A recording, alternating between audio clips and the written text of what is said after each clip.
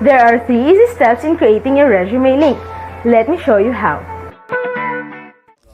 Step 1. Register. Go to www.jobs180.com using any browser and click Register Now. Fill out all the information needed. In choosing your resume link, use your full name so that it looks professional and it's easy to recall by potential employers. For example, Antonio Juan de la Cruz Jobs180.com. Step 2. Create and design. When creating your resume, make sure to complete your personal information and upload your profile picture. One of the highlights of the resume link is the portfolio section. In the portfolio section, you can show off your skills by uploading samples of your work like documents, pictures, videos, and your social media links. Your resume link also features different themes and you can upload a cover photo. This is a combination of a cover letter and a social network cover photo. Here is an example. You can also download a copy of your resume link and print it.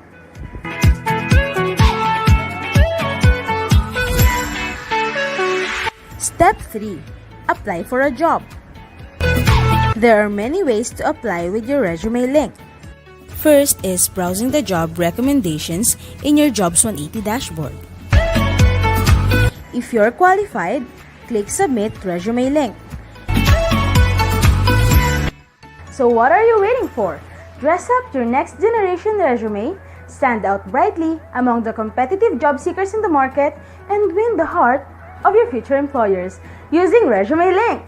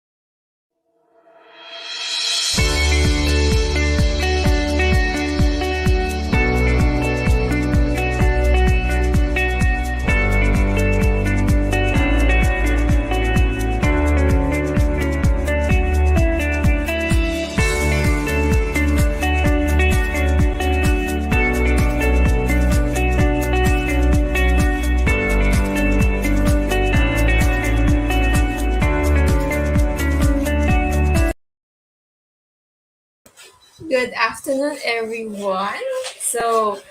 We are live today for Marketing Me, live at the Rizal University, and we're also live via the Rizalian Career and Placement page. So, today we'll be joined by speakers from Accenture, EY, Direct Business, Makati Medical Center, Vertiv, and BDO Univac. So, before we start, may we invite everybody for a short prayer followed by the national anthem.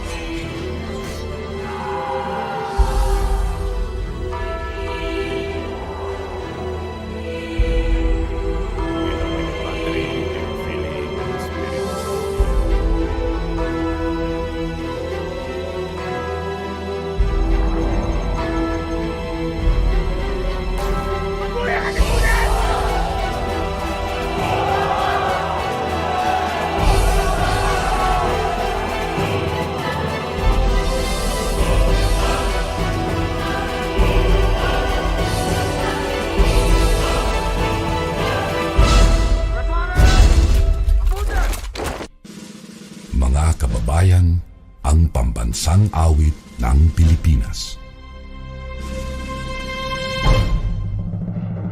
Kayang magiliw, pero sa sirakanan, alam ng puso, sa titik mo'y buhay. Lupang hinirang, kuya ka ng magiting, sa mandulupin, di ka pasisigil, sa nagatak tutok sa simoy at sa langit mo pagaw, ay hinatang tulad, awit sa pagkayang minamahal, ang isang ng matawad mo'y tagumpay na naghihiling, makituwing at araw niya kailan pa may di maghihiling, luman ang araw ng walhagit pagsinta, buhay langit sa piling mo. Ang higaya na pagkay mga amin, at mamatay ng dahil sa'yo.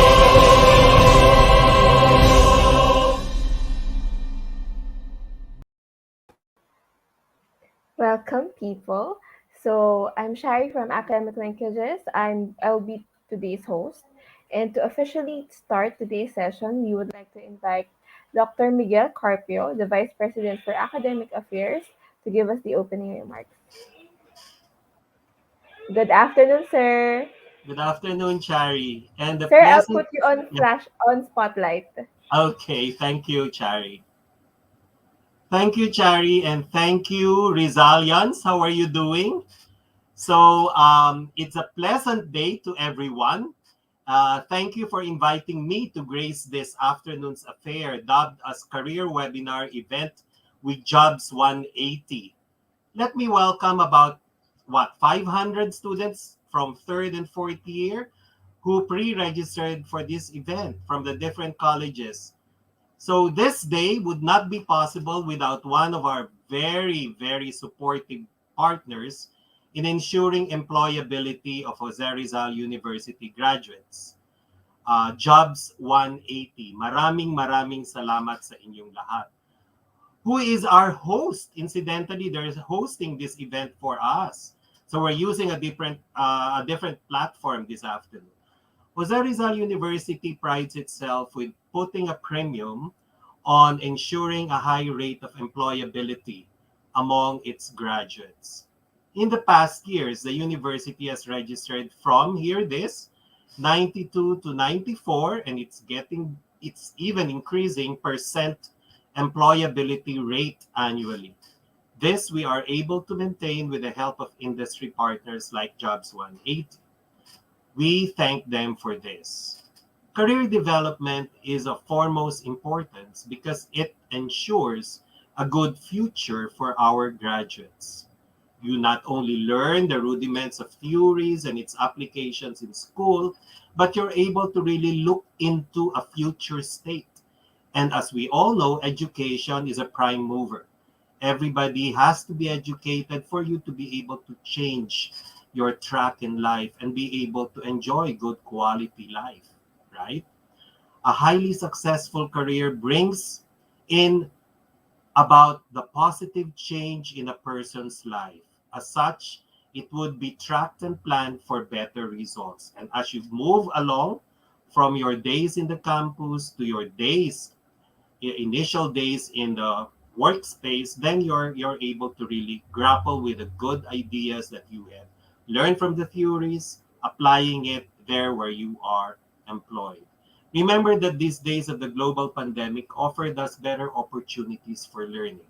The virtual online delivery mode of our learning and concurrent co-curricular activities such as this one through the GTO or our Guidance and Testing Office allow us to reach far more than we can imagine as compared to pre-pandemic activities. We can reach the far-flung places for as long as there is connectivity, right? These afternoons, various topics cover a whole lot of things that you need to learn. And please focus so that you get the meat into what it is that's going to be discussed. Online applications, we have Mr. Kim Chua, the Managing Director of Jobs 180, who will speak about it later. Interview tips will be given by Ms. Rhea, May Kimpo, TFS analyst of Accenture. And then later on, you'll be joined by a whole lot of panel members who will talk about addressing the inquiries or whatever concerns and expectations that you may have. Ms. Gertrude Oliveros, the HR officer of Makati Medical Center.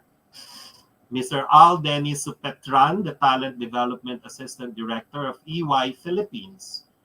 Mr. Norman Gayloa, HR Director of Vertiv. Ms. Nick Inocentes, HR Officer of BDO.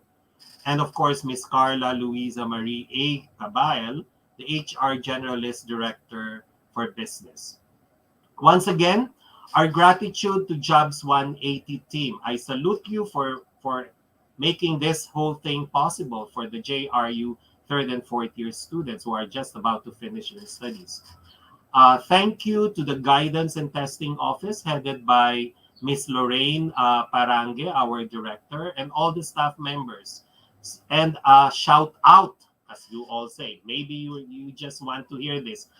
I know it. It's a shout out to the Rizalians, to the juniors and senior college students who would soon be occupying the top-notch positions from what they learn in arts, sciences, education, criminology, business administration, accountancy, computer studies, engineering, that's electronics and computer engineering, hotel, restaurant management, tourism management, hospitality management, and of course, our nursing and health science graduates. So to all of you, maraming salamat po, and thank you very much for this opportunity, Jobs 180. Magandang hapon sa inyong lahat. Thank you for that, Dr. Carpio. Thank you then, sir, for JRU for supporting us in this activity. Thank you, sir. Thank you very much. Thank you, sir. All right. So to our audience, so here is our topic for this afternoon. So we have online applications to be discussed by jobs180.com. We have interview tips from Accenture, and later on we'll have a panel discussion with Rizal Young Global Delivery Services. We have Direct Business joining us, Makati Medical Center joining, Vertiv, and BDO Unibank. So as usual, thank you for your comments. Thank you. So please put in your name, year and program, and then later, don't be shy to put in your questions so we can answer them after each speaker's talk. So if you have friends that are not here yet, so pwede nyo silang itag or pwede mong i-share sa kanila yung video na ito. For this event, we will have attendance links after every talk. So this makes sure that this guarantees na lahat na nakikinig ngayon, pasok sila sa attendance natin. And after that, at the end, we will have an evaluation link. So all those links will close by 5 p.m. So we're doing an announcement today so you don't miss out on the links. Okay, we will flash it every after the second speaker in the panel. All right? Okay, so let's go to our first speaker. So our first speaker is Sir Kim Chua. So he is the managing director of jobs180.com. He has 20 years of experience in sales, marketing, business development, customer service, operations, business process, and human resources. He is a trusted resource speaker and has done over 1,000 career development seminars in more than 400 plus colleges and universities nationwide. Okay, so Sir Kim, if you're ready, please take it away. The screen is yours.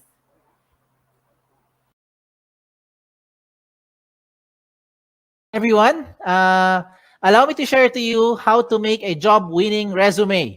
Yan. A lot of you are now looking for a job and exploring for the next chapter in your life. I hope that this session will be able to help you. No, not only you, but the people that you know that needs help in terms of how to make a job-winning resume. Yan. So yan na tinatawag nating resume link.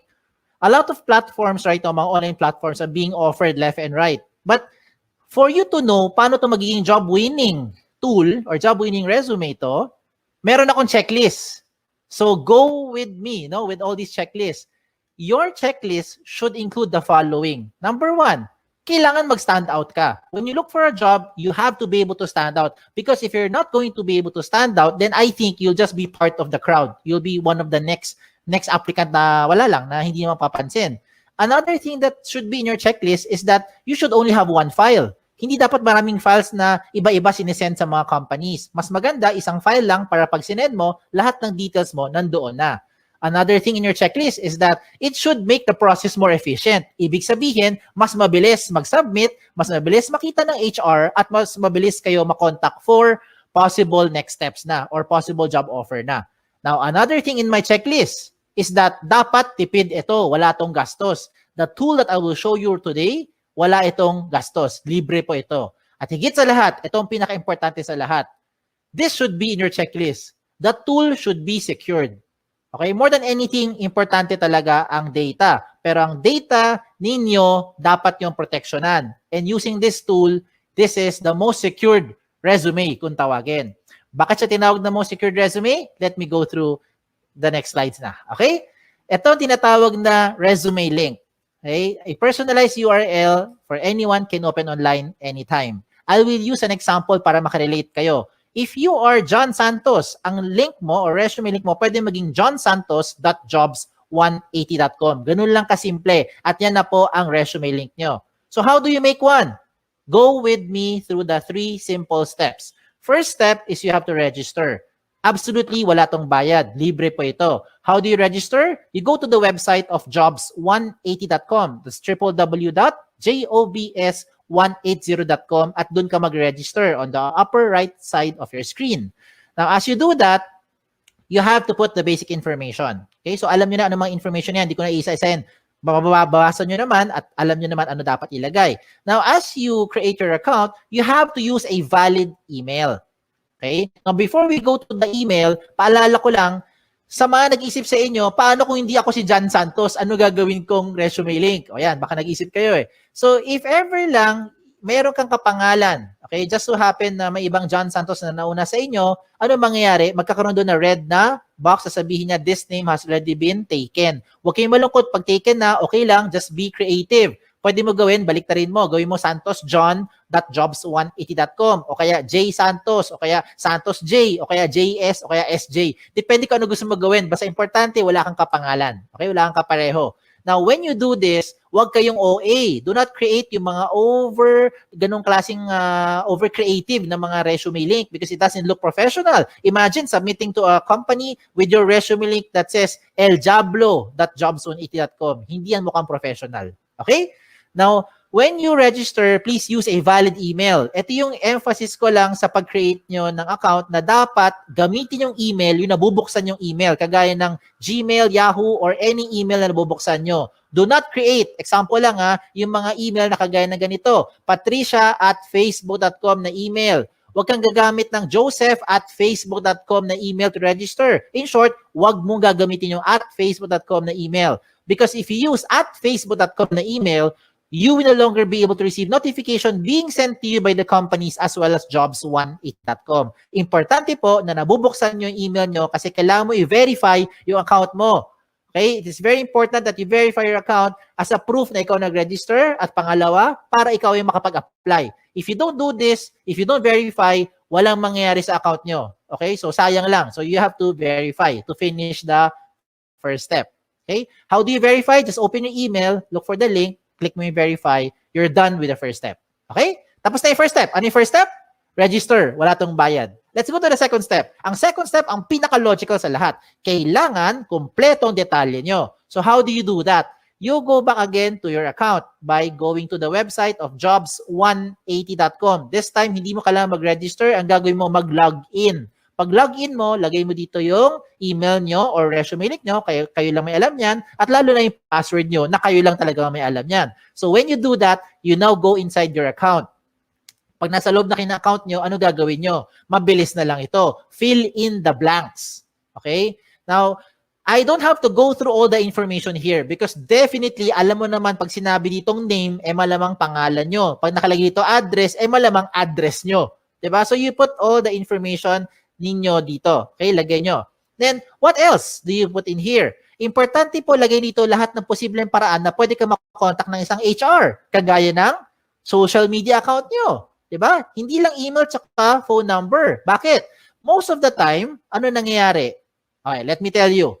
Marami sa inyo nilalagay nyo phone number nyo. Pero pag tinatawagan kayo ng HR, hindi nyo sinasagot. Lalo na pag hindi mo kilala. Hala, sino kaya ito? Hindi mo sasagutin.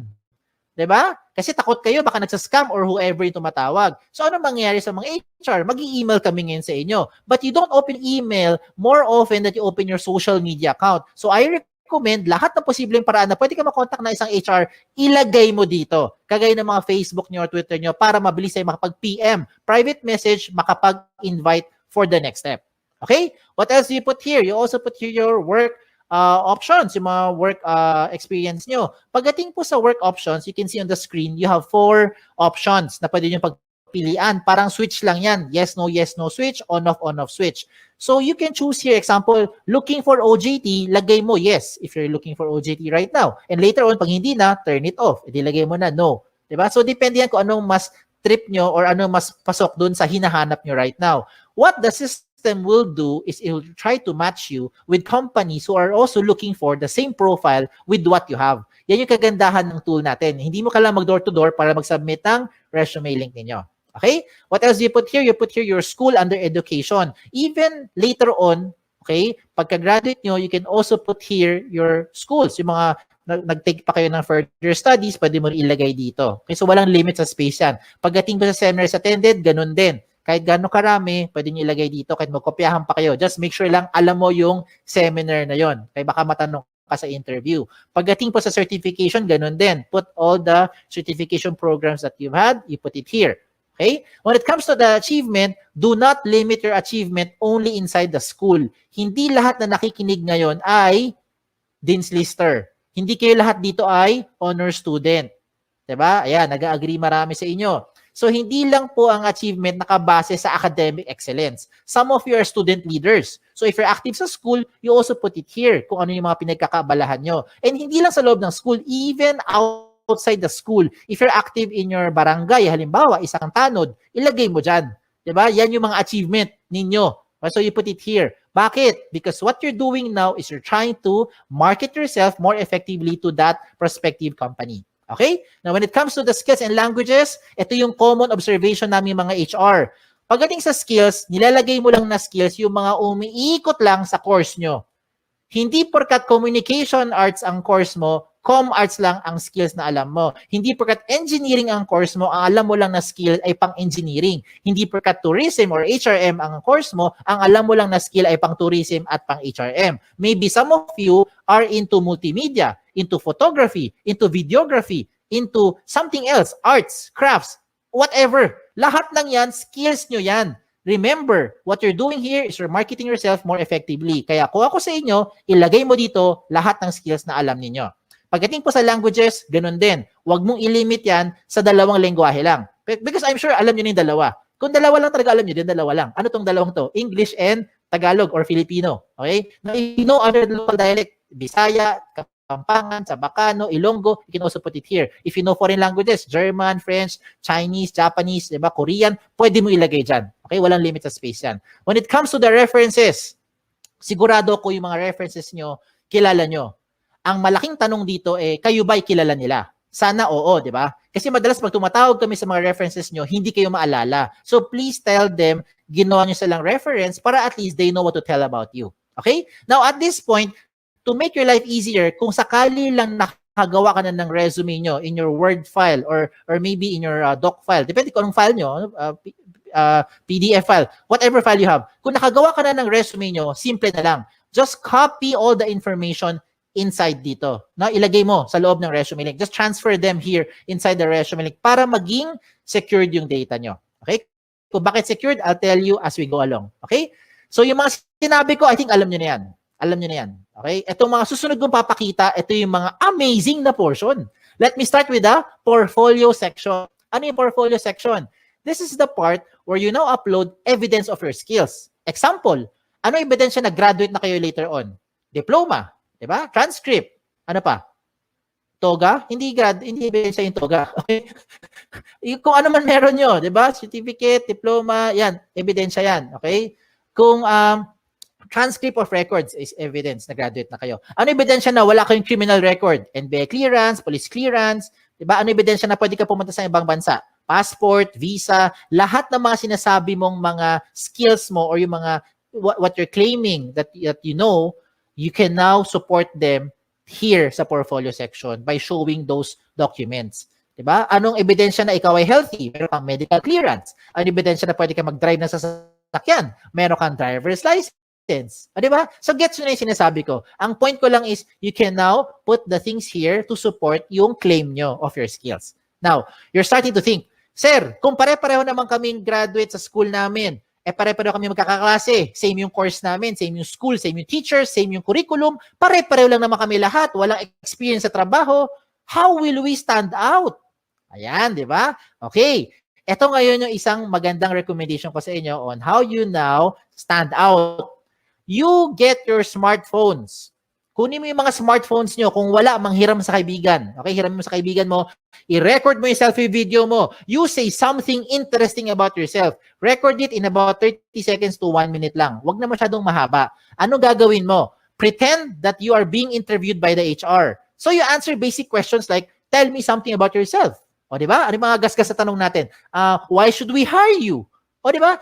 Just imagine na tinanong ka ng HR at sasagutin mo na lang siya. Ang maganda lang ngayon, recorded mo. So, kung di mo type yung sagot, edi-delete mo. Pag type mo, you save it. Then you upload it sa YouTube or sa Vimeo. Maraming mga video channel na libre, yung mga video converter sa online. Hanapin mo lang. And when you're done, you put that video link doon sa portfolio section nyo. O, di ba? This time, it will definitely make you stand out because depende na to sa diskarte mo on how you're going to present yourself. Okay? So I leave it up to you on how you do that. Now, another thing for you to do, na sure akong hindi to makokopya ng classmate mo, ay yung picture mo. Diba? So you put your profile picture here. Now, when it comes to the picture, hindi kailangan sobrang formal na formal. Hindi kailangan pumunta sa studio. Huwag na kayo gumastos. Ang importante dito, tumingin kayo sa camera. Plain background. Okay? Plain background, tumingin kayo sa camera. Wear something, of course. Wear something decent. Okay? Do not upload profile pictures that look like the right side of your screen. Yung mga sample na yan, hindi po maganda yung sample yan. Okay? So, huwag kayong maglagay ng mga kasi mga sample ng profile picture. Now, another good thing pa that will make you stand out using the resume link is your cover photo. Yes! A picture paints 1,000 words. Yan ang kasabihan na very, very applicable dito. A lot of you who are listening today, hindi kayo gifted with writing skills. Hirap kayo i-express ang inyong feelings at inyong thoughts into words. Hindi mo ma-type, hindi mo ma-sulat. Tama? Hirap tayo eh. Bakit? Hindi natural sa atin yan. Pero pagdating sa picture, kaya mo i-express yung inyong personality. Look at the examples I'm showing you. Look at the one on the left. Ano siya? Isa siyang ophthalmologist or optometrist. Sabi naman ng iba, eye expert. Diba? Yung sa kanan, ano siya? Sabi ng iba, sir, parang IT. Sir, techie siguro kasi maraming gadget, pati stapler, gadget niya. Diba? O sabi ng iba naman, sir, parang makalat. O depende na kung how you are going to interpret it. But now, the way I see it, itong taong to, multitasker. Okay? Another good example I'm showing you is this one. Someone from psychology, someone from neurologist, or maybe someone who knows left and right. Ganun lang kasimple. No? So depende yan how you're going to express yourself. Okay? Another good example pa, ito. Itong person na to, ang gusto niya sabihin, there's no shortcut to success. You will be able to reach your goal by taking one step at a time. O, di ba? So, I'm showing you good examples. Hindi yan membro na Akit Bahay Gang. Hindi rin po yan social climber, in case that's what you're thinking. So, kung nagpakita ko ng magaganda example, I will also show you yung mga hindi magandang example para wag niyong gagayahin. Huwag kayong magpapaka-misteryoso. Okay? Make sure you put your picture there. Okay? Kasi maraming pangalan ngayon interchangeable. Ako mismo, guilty ako dyan. My name is Kim. A lot of people think babae ako. Ako rin mismo, napagkakamalan ko yung mga aplikante, pinakita ko, Chris, George, Alex, Sam. O, diba? Minsan isipin ko, Joey, lalaki. Yung pala, babae. Diba? So, you better put your picture there para at least alam ng HR who to expect. Okay? Now, when you make your resume link, dapat may laman talaga yan. Kasi kung walang laman yan, ganyan itsura niyan, blanco. And how do you expect companies will look, or HR from companies will look at your profile if you submit to them resume links that look like this? It's like submitting a piece of a paper, bond paper, or long bond paper, short bond paper na walang laman except pangalan mo. And that's the same as this one. So hindi yan papansinin ng mga HR for sure. Okay? Sayang lang oras nyo at oras ng HR. Kailangan attractive. Okay? When I say attractive or catchy, do not overdo it naman. Now, this is just in my opinion. In my opinion, I think this one is not a good example. Kasi ang dating niya parang tamad, parang happy-go-lucky, parang chill-chill lang, no? Parang ganoon ang dating. So, I leave it up to you on how you be, expressing yourself na dito. Okay? So, sa mga personality nyo. Alam niyo na ano dapat nyo gawin at hindi nyo dapat gawin. So, showing a very good example is si iExpert. Tingnan mo, lahat ng detalye niya, kompleto. Everything from top to bottom, kompleto lahat ng details, including yung kanyang mga portfolio section na nagpapatunay na siya ay isang licensed ophthalmologist. Pinakita niya lahat ng mga posibleng hingiin pa sa kanya ng mga HR. So bakit ko sinabi sa inyo na napapabilis yung buhay dito? Hindi lang buhay nyo. Pati buhay rin ng HR napapabilis because once you submit all this information to that company, when the HR opens your resume link and sees everything about you, dalawa lang ang pwedeng mangyari niyan.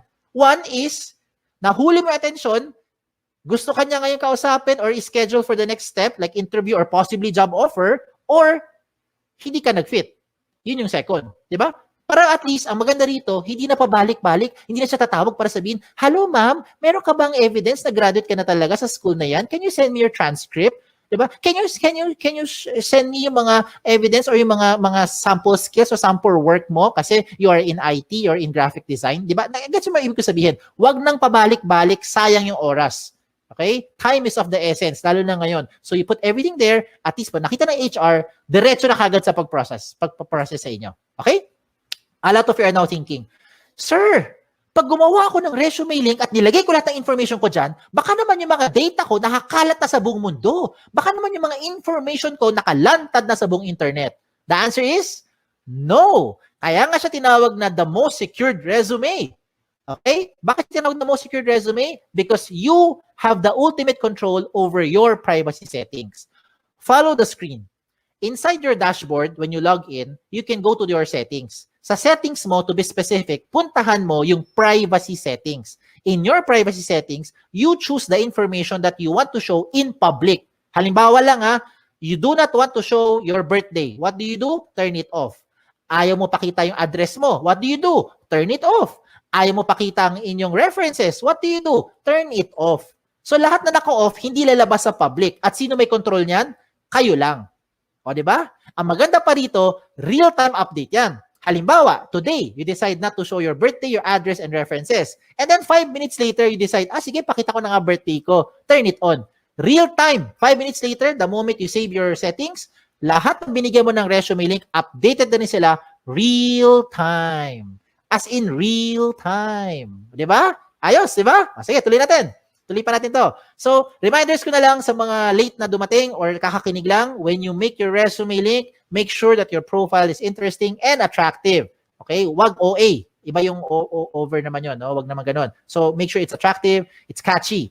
Complete all the information, especially your contact details.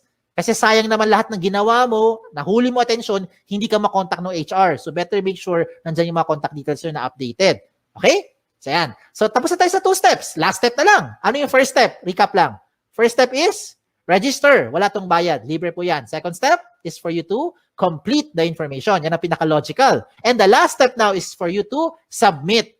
So, you're now thinking, okay to paano ko gagamitin ngayon yung resume link?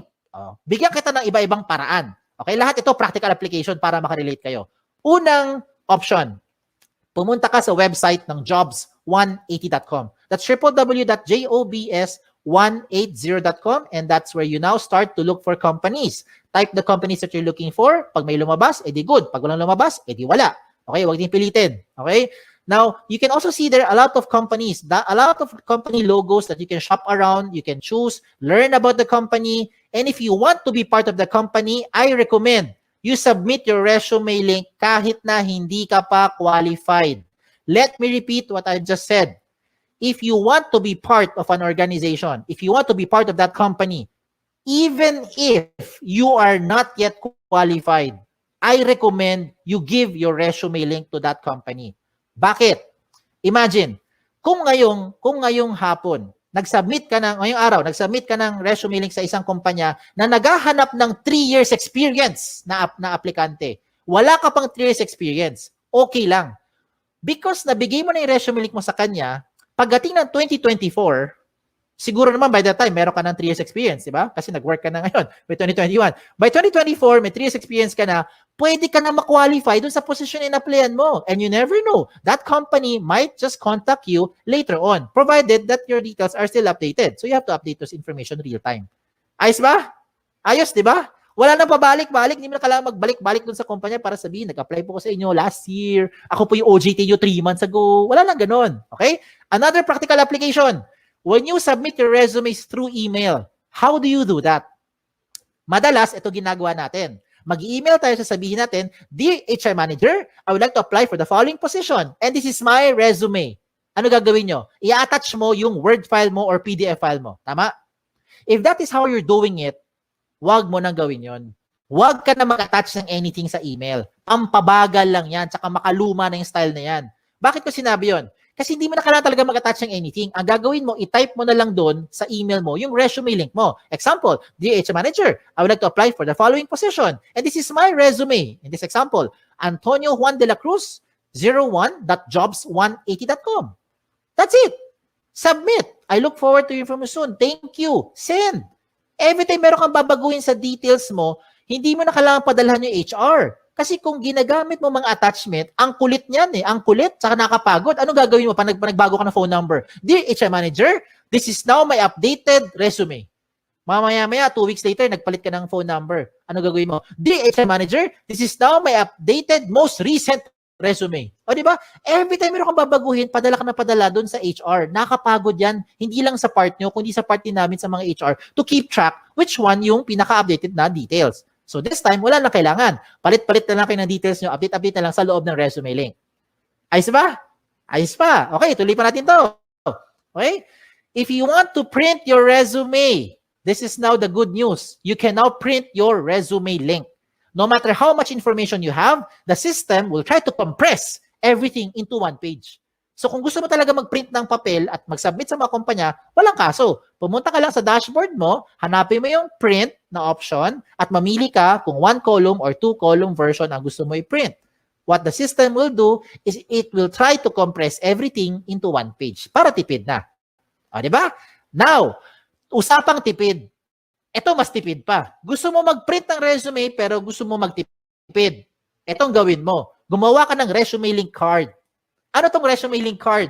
Sa isang pirasong long bond or short bond paper, mag-design ka ng maraming resume link card. No, maliliit lang, parang business card ang dating. In one piece of paper, I think you can make 10, 20 sets of cards. Depende sa size ng papel mo. At ang importante na ilagay mo dyan sa resume link card mo ay syempre ang inyong resume link. Diba? So, hindi mo na kailangan ilagay lahat ng details mo sa resume sa loob ng maliit na papel. Lagay mo lang resume link mo. And that is what you now give to the companies when you start applying. Look at the picture I'm showing you. Diba? Tipid. Hindi lang tipid. Secured pa. Tingnan nyo. If you submit yung big paper resume nyo, long bond paper, sinubmit mo sa isang kumpanya, nag-apply ka. For some reason, nilipad ng hangin. Yung nakapulot ng papel na yan, alam na buong detalye mo because everything is in that one-page printout. Now, if you lose that small piece of paper, don't worry. Meron kang peace of mind. Bakit? Yung mga kapulot niyan, limited sa privacy settings mo because you have the ultimate control over your privacy settings kahit na i-type niya yan sa browser. Okay? So, ang recommend ko rin sa mga nakikinig, use the gadget. Take advantage of the technology. Use your gadget, your laptop, your cell phone, your tablet, kung ano man. Okay? Para ngayon kasi, with this day and age, technology na ang gamitin natin. Kung mano-mano pa rin kayo, wala kayong gadget, okay lang, huwag kayong malungkot. You can still submit to the companies by just simply writing the resume link on a piece of paper. As simple as that. Okay? So, again, sa mga nagtatanong, ano yung mga guidelines ko para makagawa ako ng job-winning resume? Ito yung guideline ko. Ito yung checklist ko. Are you using the right tool? That's the ultimate question. There are so many tools right now, but these are the things that you should consider when you make your resume. And that is the resume link. It already addresses the following. Number 1, security ng information mo. I hope by this time, you have peace of mind. Ito na ang pinaka-secure na information because you have the ultimate control over your privacy setting. Pangalawa, the speed of hire becomes faster. It becomes more efficient because whatever you need, whatever the HR needs, you can already put it inside the resume link. Another thing is that it's flexible. If you want to print, just in case lang gusto mo talaga mag-print ng resume nyo, you have the option to print it. And you don't have to worry about saan ko sinave yung file na yan, saan ko tinago, wala nang ganun. Just log into your account and print. Mamili ka lang kung 1 column or 2 column version. At higit sa lahat, wala po itong bayad. Tipid po ito. Walang bayad. Okay? Ang kailangan mo lang, of course, internet. Sa mga nag-iisip sa inyo, sir, kailangan ko ng pan-data, pwede ka naman makakonect sa internet na walang data eh. Punta ka sa libreng wifi. Diba? Baka yung kapitbahay nyo may libreng wifi. O, makagamit ka muna. Later on, pag may trabaho ka na, may sweldo na, bayaran mo yung wifi niya. O, diba? Bawi-bawi lang yan. No? Give and take. And there are a lot more benefits to just what I've mentioned. Marami pang iba. You can share your resume link to whatever platform you want to share it to. Gusto mo i-text? Gusto mo siya i-private message? Gusto mo i-send via Viber? Kayo bahala. Pwede mo i-share. Basta kayo may control. Ganun lang kasimple. No? Kung hindi mo ito binigay sa kahit kanino, hindi malalaman to nung taong yon. And you don't have to save it to whatever USBs or hard drive. No need na. Wala rin tong mga tipong version na kailangan pang mag-compatible. Walang ganun. Lahat ito compatible. Pwede lahat. Okay? So, shout out na lang ako. Shout out to all our school partners. By the grace of God, right now we have about 400 plus colleges and university partners nationwide, including your alma mater. So thank you. We're very thankful for this opportunity that we're able to do this kahit tayo nasa loob ng bahay, kahit kayo nasa loob ng bahay. So hindi tayo physically nagpe-present, pero nakakatulong pa rin tayo, especially if you have friends or relatives whom you think would need this tool. Please share this to them. Okay? Sa mga nagtatanong naman ng mga frequently asked questions, sasagutin ko na. Ito kasi yung mga common questions na kadalasan tinatanong sa akin. Ang tanong, can I give my resume link to companies who do not know about jobs180.com? The answer is absolutely yes. It depends kung sino ang bibigyan mo. Ikaw may ultimate control niyan.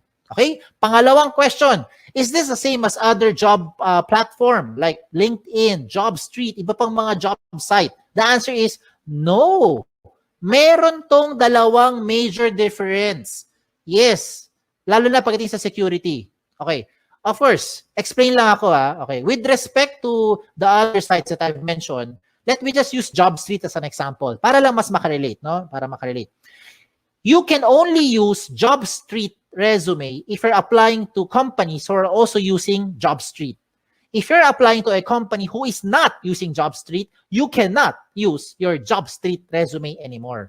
With your resume link, you can use this to any type of company, any platform, wherever they are. Kahit sa loob ng Pilipinas or sa labas ng Pilipinas, pwede mong applyan. Kahit hindi niya alam ang Jobs 180, basta alam niya ang resume link mo, pwede niya mabuksan ang profile at makita according to your settings. That's the first difference. Pangalawang difference, kung nabigay mo na, kung na-submit mo na ang JobStreet resume mo sa isang company, wala ka nang pwedeng baguhin. Lahat ng data mo nandun na yan sa HR. Yes. Hindi na magbabago yan real time. With your resume link, na-submit mo today, mali pala number mo. Na-submit mo today, mali pala yung spelling mo. You can always edit it. Enter, save it. Real-time update. Lahat ng binigyan mo ng resume link updated real-time. Ayos? Okay, tuloy tayo sa number 3 question. Number 3 question is the easiest question. Ang tanong dito is, can I keep my information secured? I hope by this time, na-convince ko na kayo na ito na ang pinaka-secured na platform. Okay? That's the reason why I'm sharing this to you. Okay? Number 4, I think this is the most important question. How often should you update your resume link? Ang sagot dito, hindi araw-araw, hindi linggo-linggo, hindi buwan-buwan, hindi taon-taon. Ang sagot dito ay every time. Every time na meron kayong babaguhin, lalo na ang contact details nyo. Yan ang importante. You have to update your contact details every time na meron kayong papalitan doon. Kasi yan yung paraan para makontak kayo ng mga companies. And the last question is just a trivia. Why is this called jobs180.com? This is called jobs180.com because we want to turn your life around. Yan, di ba? 180 degrees. Hindi siya 360. Kasi kung 360, bumalik ka lang kung saan ka galing. Di balik-balik ka lang, balik-balik ka lang, balik-balik ka lang. Di wala nangyari. Di ba? So you have to do it 180 degrees. It's a straight line towards your career goal. Okay? Just in case may tanong pa kayo, nahiya magtanong, pumunta lang kayo sa website namin, sa jobs180.com or email us, email me here sa info@jobs180.com. Like us on Facebook, follow us on Twitter, follow us on Instagram para makakuha kayo ng mga latest trends in recruitment. Okay? Again, my name is Kim Chu Wa. Don't forget yung Wa. Okay? Baka Kincho lang maalala nyo na nagsasabing, be safe at isang magandang araw po sa inyong lahat. Thank you. Thank you for that, Sir Kim. Okay, so to our audience, we are now open for questions. So if you have questions para kay Sir Kim, lagyan nyo lang sa comment section natin para mabasa natin for him. Alright? So while you're all thinking about your questions, ganyan, I will go first. So first question, sir. Is it okay to put in your part-time work experiences not directly related to your field of study or to your program in your resume? Yes, of course. Thank you for the question. Marami nag-iisip nga na kung wala namang relevance daw yung kanilang work experience, kailangan pa ba nila ipakita yan sa mga companies? Now, this is my perspective lang. I recommend, yes, you put all your work experience, whether it's part-time job, summer job, racket-racket man to or sideline, lalo na ngayon, di ba, marami nag-online business, di ba, alam mo yun, kumbaga, you're trying to make ends meet, you're helping out sa family nyo or sa bahay. So, you get to have all these work experiences na masasabi natin legit. It's just that hindi lang sila corporate work experience, 'di ba? So, ang recommend ko para masagot ko yung tanong, yes, lagay mo 'yan lahat sa loob ng resume link ninyo. And then when you're going to submit that information to the company, mas maganda i-highlight muna natin or yung ibibida natin muna yung mga may relevant dun sa ina-applyan yung position. But it doesn't mean na kung walang connect yung experience nyo, walang bearing yon. Sa totoo lang, may mga ibang companies, they also look at all those other things that you could also provide or parang be of service doon sa position. Parang it goes beyond what they're expecting, 'di ba? So ako recommend ko, yes, lagay mo diyan lahat. Wala namang mawawala eh. So 'yun. I Thank hope you for that, nag-answer ko sir. yung tanong. Yes, Yes. sir. Yes, Thank sir. you. So we have another question here. So good afternoon, sir. Saan po pwedeng ilagay ang links ng achievements and certifications? Saan pwede ilagay? So ang dami mong achievement, 'di ba? Ma'am Angela May, halimbawa lang, no? Sobrang haba ng achievement mo, hindi na magkasya doon sa achievement portion, and you have also mga proof of those achievement and certification nyo. Well, one, you can put it directly doon sa achievement section or sa certification portion. Now, kung marami kang mga relevant links, meron kayong mga iba pang stuff to show proof or to back you up, then recommend ko lagay mo siya doon sa document section or dun sa may portfolio section, yung mga relevant links. May iba nag-apply sa amin. I'll share some example lang. You're in the IT example. Kung IT ka, madalas marami kang mga portfolio that you want to share. So you can send your links, you can send your website, iba pa mga work of art mo, depende kung ano yung mga ginawan mo ng project, lahat 'yon doon sa may document or sa may portfolio section. Okay? Ayan. So I hope Alright, na-answer thank ko you yung for tanong ni that, Ma'am sir. Angela May.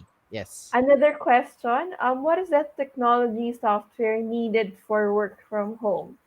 Work from Windows home meaning, operating system.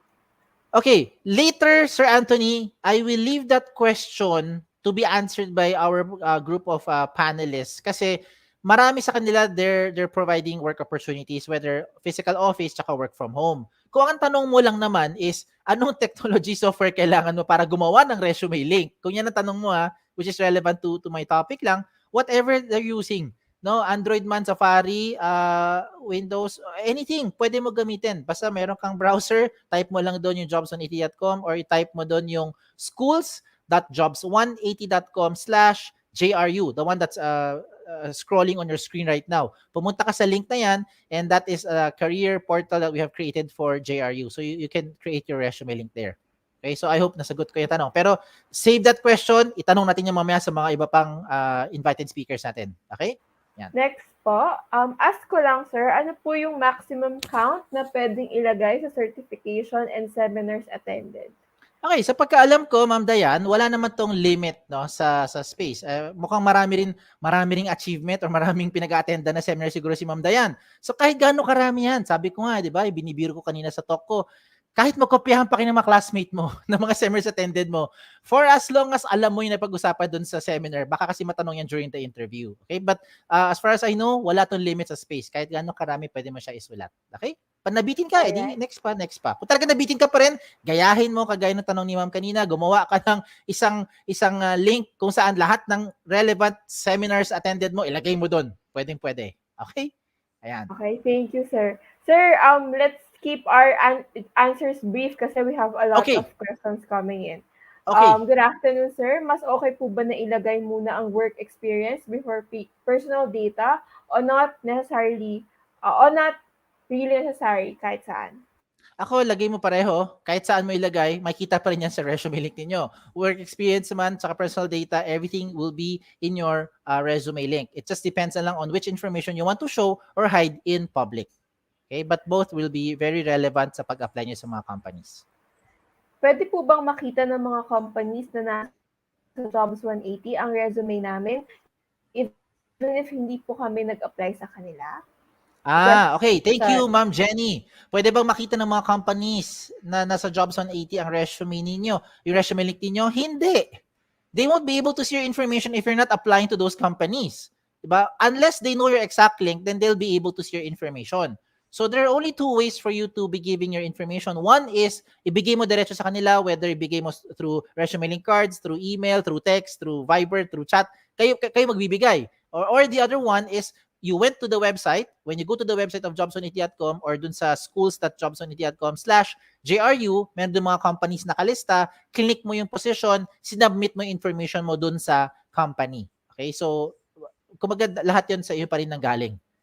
Okay? I hope na-answer ko yung tanong ni Ma'am Jenny. basta nag-apply, no? Pag hindi ka Yes. nag-apply, kailangan meron sila ng actual exact link mo, ng actual Yes. They have to know resume your link. exact link. Alright.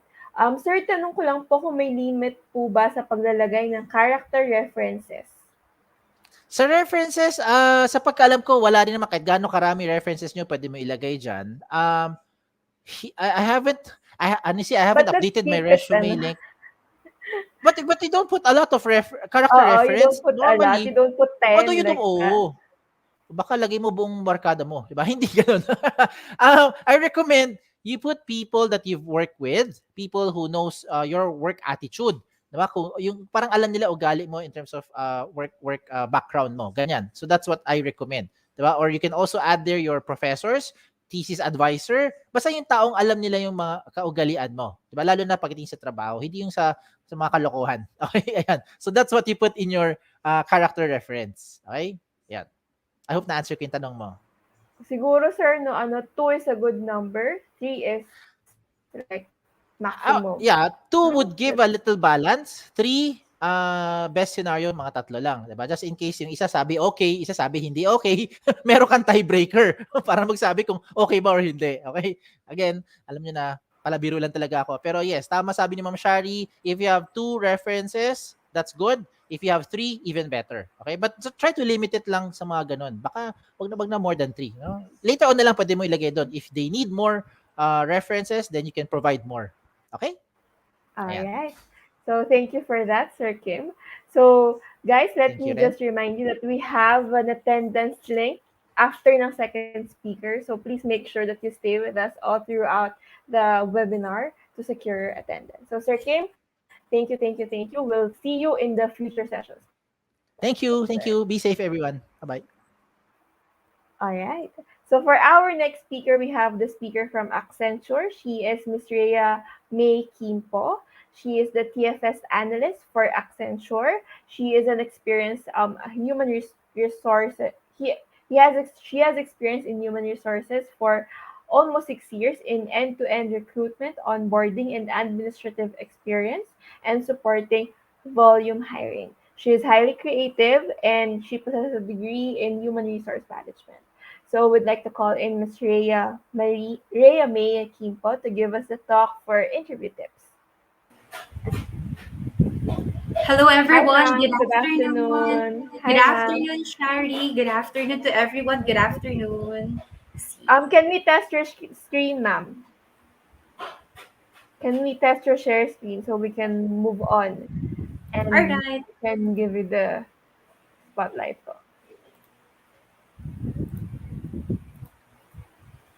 Ayan. So to our audience, all of the companies that are joining us this afternoon, we will be flashing their links at the bottom of the screen.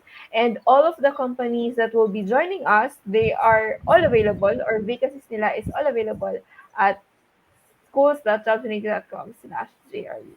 Okay. So, Miss J, I can see your screen.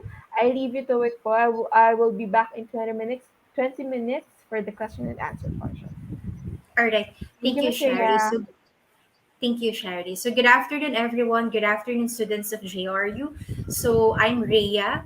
I'm the TFS analyst under the company of Accenture. So, this afternoon, I'll be talking about acing interview and then the resume writing, the tips of resume writing. I know you've already learned a lot from Mr. Kim Chua. Okay, so I'll be doing and then advising tips. Okay, so before we start, we have house rules. So stay on mute if needed, unless you have an urgent item to raise.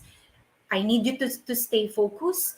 Feel free to excuse yourself when stepping away. So you just type in the comment box BRB and use the video option when possible and possible of your bandwidth. Please type in your questions in the chat box and raise a hand in the chat box to call our attention. So I know the house rules will be clear for everyone. Okay, so the agenda for this afternoon, agenda one would be the introduction to S2S Academy. Agenda two would be the acing your interview, creating resume, and also the Q&A and wrap up portion. Okay, so I'll be introducing to everyone the S2S Academy of Accenture. So basically, this is a learner. We want to prepare all the learners for the entire journey for choosing the right career, finding a job, and succeeding at work. So basically, this is an interactive training for everyone. Okay, facing your interview. So before we start, we need to prepare yourself. Okay. What usually the common interview questions? So number one, can you tell me a bit about yourself? So you should have a structure. You compose yourself. What will be your answer? Be concise. Okay. So remember, students, that when you do the interview, you just share your knowledge, you just share your skills, your experiences to the interviewer. Be concise. You already have the questions in your mind, the answers in your mind, okay? So when you're telling about yourself, short opening statement ready in your mind, okay? So lagi dapat naka-ready na yung mga sinasabi natin, nasa utak na natin yon. And then the best person na makakapagsalita talaga ng totoo sa atin, yung sarili natin. Okay? And then next question would be, why do you want to work for the company? Syempre, pa nag-a-apply tayo, you really want to be part of that company, that you really want to be part of the team, okay? So, ano yung nagustuhan niya sa company? Bakit niyo napili yung kumpanya? Siyempre, you do a little research about that. You research about the company, the team, the department, and you cite examples that you really want to be part of the company, the field, okay? Ano yung kakaiba dito sa company na wala doon sa hinahanap nyo na gusto nyo rin napasukan, okay? And then don't forget to state your strengths. Why? Because ito yung hinahanap din ng isang company, that why we would like to hire you and to be part of the company. Bakit kakailangan dito? Ano yung strength na maibibigay mo or mako-contribute mo sa team? So remember that. So kailangan natin maging concise sa pagsagot, maikli at totoo sa sarili natin. And then prepare for the difficult interview questions. So right now, I know you're fourth year students, third year students, so you don't have any gaps in your employment. But tip, if you had, okay, an employment, nag-resign tayo dito, you should know how to explain or discuss it. Ano yung nangyari, bakit may gap.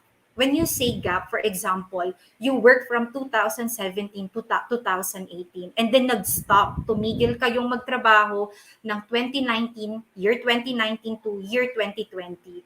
So basically, i-explain natin yun sa interviewer natin what happened dun sa gap na yun for the 2 years.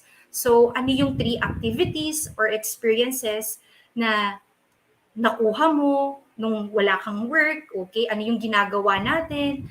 So, we really need to discuss it. Ano yung makabuluhan na ginawa natin nung hindi tayo nag-work, okay? So, tip, my advice for you, every time that you answer, keep your answer short and simple. That's the best way to convey the message that you want to share to the interviewer. Okay, so next question would be, how do you handle criticism? So you can construct your response this way. Start with an opening statement. Okay, describe a time that when you receive a criticism and how you handle that. Di ba lahat tayo everyday, not just in work, not just in workplace, preferably in your home, okay, in your community, or else in your school. How do you handle criticism? Lahat naman tayo nakaka-handle ng criticism. It's just like a stress, okay? So how do you handle that? How do you manage that? How do you become positive person to handle criticism? Okay? So always remember that. Okay. Isang interview would be the first impressions. Okay, so everyone, I know naman, this is the in our school, okay, meron tayong what is your first impression with me? Ano yung una mong nakita sa akin? So in your interview, exactly, the interviewer would know what would be the impressions to you. Okay, so I would like to share a video. You never get a second chance when it comes to an interview or comes to seeking a job. The first impression is key. One of the things you want to do is prepare. Look at how you're presenting yourself. The presentation is key.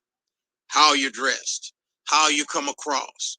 Practice those things because there's only one time that you get in that interview. Being nice is the best way to go. Always be nice to each and every person on your way to the interview. I remember my first year out of school, graduating college, my first interview, I was walking to the place. The person in front of me had dropped some papers. I helped her out with it. We go to the same floor. Lo and behold, I found out she was the one who was interviewing me. So you never know who you're going to meet. You know, they say it's a small world, and it really is a small world. And yes, I did get that job. Basically, impression is very important. Hindi natin alam yung tinulungan pala natin would be our interviewer. Hindi natin alam yung nakaharap pala natin sa upuan natin ay interviewer natin. So nakakagulat yung mga ganong instances. So how you dress, how you walk, how you sit. So very important, setting up the impression that you really want to build up to your interviewer. You never get a second chance. Okay. So after the impression, I would like to share with you the body language. Why is really important to have a body language? Number one, your posture. Your posture reflects your energy, enthusiasm, and self-control. It it demonstrates the interest that you really want to be part of the company. It shows the professionalism to the employer, and also the positive attitude that you want, right? So that you really want to lay back. So do not cross your arms. It looks insecure or defensive, and be open and alert. So good posture, it will build up good impression to the interviewer. And also the eye contact. Eye contact, it engage the communication while you communicate to the interviewer. You look to the eyes, okay? So, kung nahihiya tayong tumingin doon sa mata ng interviewer, you just look dito sa ibabaw ng ulo natin, dito, right above. So, that way that you will be comfortable when you're talking to the interviewer. Don't let your eyes wander from the interviewer. So, wag umiikot yung mata natin. So, i-prevent natin yung umiikot yung mata. You just concentrate, you just stay focused, you just have the eye contact. Handshake, okay? Handshake is very important, okay? Because it gives professionalism and being polite, okay? It creates a good first impression, okay? So, when you meet the interviewer, you do the handshake. After the interview, you do the handshake. But right now, because of the pandemic, we are not allowed to do handshake. okay? And then also the interview right now is being done with virtual, okay? And then hand gestures, okay? It's okay to use your hand gestures when answering questions through interview, okay? But limit it, control it, okay? You can use your hand gestures. Alam ko nako-control natin 'yon to use our hand gestures, pero limitahan natin, wag masyadong overacting when you do our hand gestures. I know it's an impression that we can um, express yung gusto nating sabihin sa interviewer. But, may less naman doon at pwede nating makontrol yun, yung pagkakaroon ng mga hand gestures. Smile.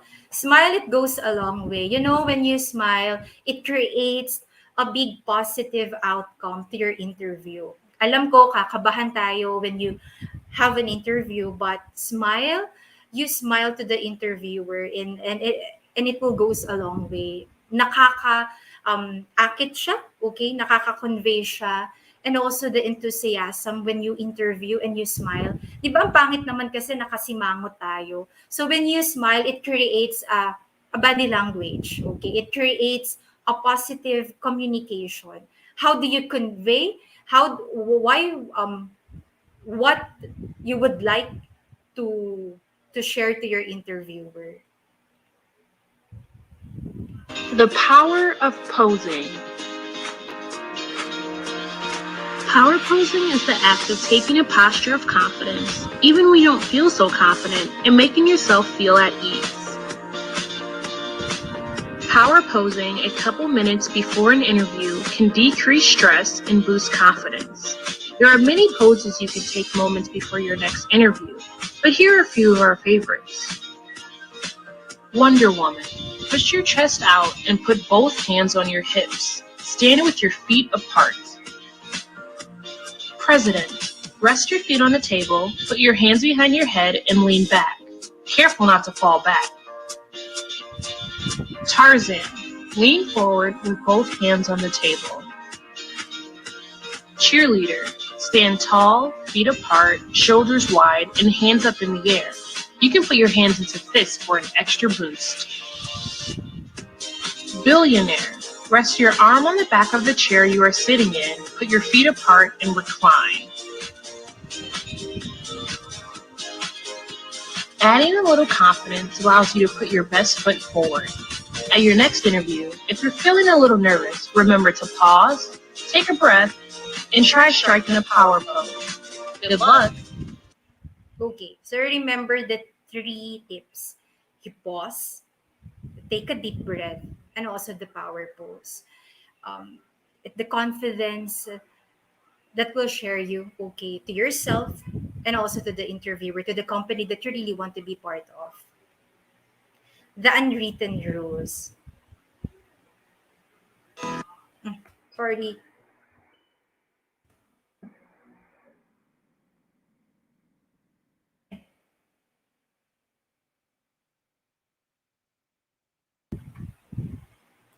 Okay.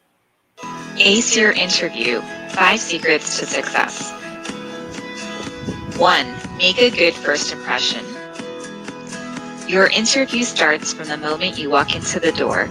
Greet your interviewer with a firm handshake, warm smile, and eye contact. Make sure your cell phone is on silent and is put away so it's not a distraction to you or the interviewer. 2. Dress for success. Make sure your clothes are clean, unwrinkled, and fit properly. Avoid wearing very heavy makeup or over-accessorizing. Be light on the perfume or cologne. 3. Talk clearly and concisely. Take your time when speaking so your interviewer can understand what you are saying. Don't rush through your answers. At the same time, be concise. Make sure you are answering the question that was asked. 4. Give thoughtful responses. When answering a question, give just the right amount of information at the right pace. If you need to, pause for a few seconds to think about your response. Not too fast, not too slow. Not too much information and not too little information. Remember the CAR technique: context, action, result. 5. Maintain positive body language. Have good posture and look alert. Ask questions and be curious to show you are interested in the job. Relax and breathe. You will do great. Good luck. Okay, so don't forget the car, context, action, and result. Okay. Is in your interview to summarize what you have learned, prepare answers to common and difficult questions. You should recognize the importance of preparing questions to ask during an interview. You know how to demonstrate a good body language and also list useful interview tips.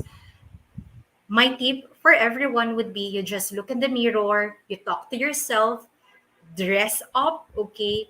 And then para tayong nag-i-interview sa harap ng salamin. Okay? So when you do that, you have your the confidence. You do the eye contact, you do the handshake, you do your body language. Okay? So bonus, everyone, if you want to learn more about to ace your interview, you can access the link below here. So you can access the link below. Sorry, here. The https://academy.ph course, GAJ18 start, or visit the https://s2sacademy.ph and look for the ACER interview training. Use the access code 05CRCF for the registration. Okay?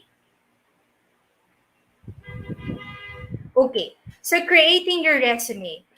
How do you write your resume? Okay, so our resume is a 1-2 page formal document that leaves your job applicant's work experiences. Basically, this is your experiences. Okay, so when you ask Mom Rhea, what's the difference about the CV and then the resume? CV it's composed of your experiences. Okay, saan kayo nag-aral? Okay, mas precise siya. Okay? Ang resumes kasi mas concise. Okay? Yung pinaikli natin siya in a 1 to 2 pager. Okay. Must-haves in your resume. Personal details, always use your real name for an email address. Attach a photo only when asked. And use a studio taken photo passport photo quality. Okay. So for the email, Charlotte, let's meet at example.com. It is a good example when you use your email. It's a wrong one when you use the hot_Charlie at example.com, or like this one, JJ_Rhea_Kimpo at example.com, right? So you use professional, okay? Your real name, your education. Use the chronological order with your most recent education. So let's start with your tertiary. Okay, so your tertiary, secondary, and last year primary. Highlight any academic achievements. For example, you're a magna cum laude or summa cum laude, so you can put it in your resume. And then work experiences, also chronological order with your most recent work experience, at least 3 bullet points of your day-to-day activities or your duties and responsibilities, and then include any special recognition or award or experiences that you have contributed to the company. Okay?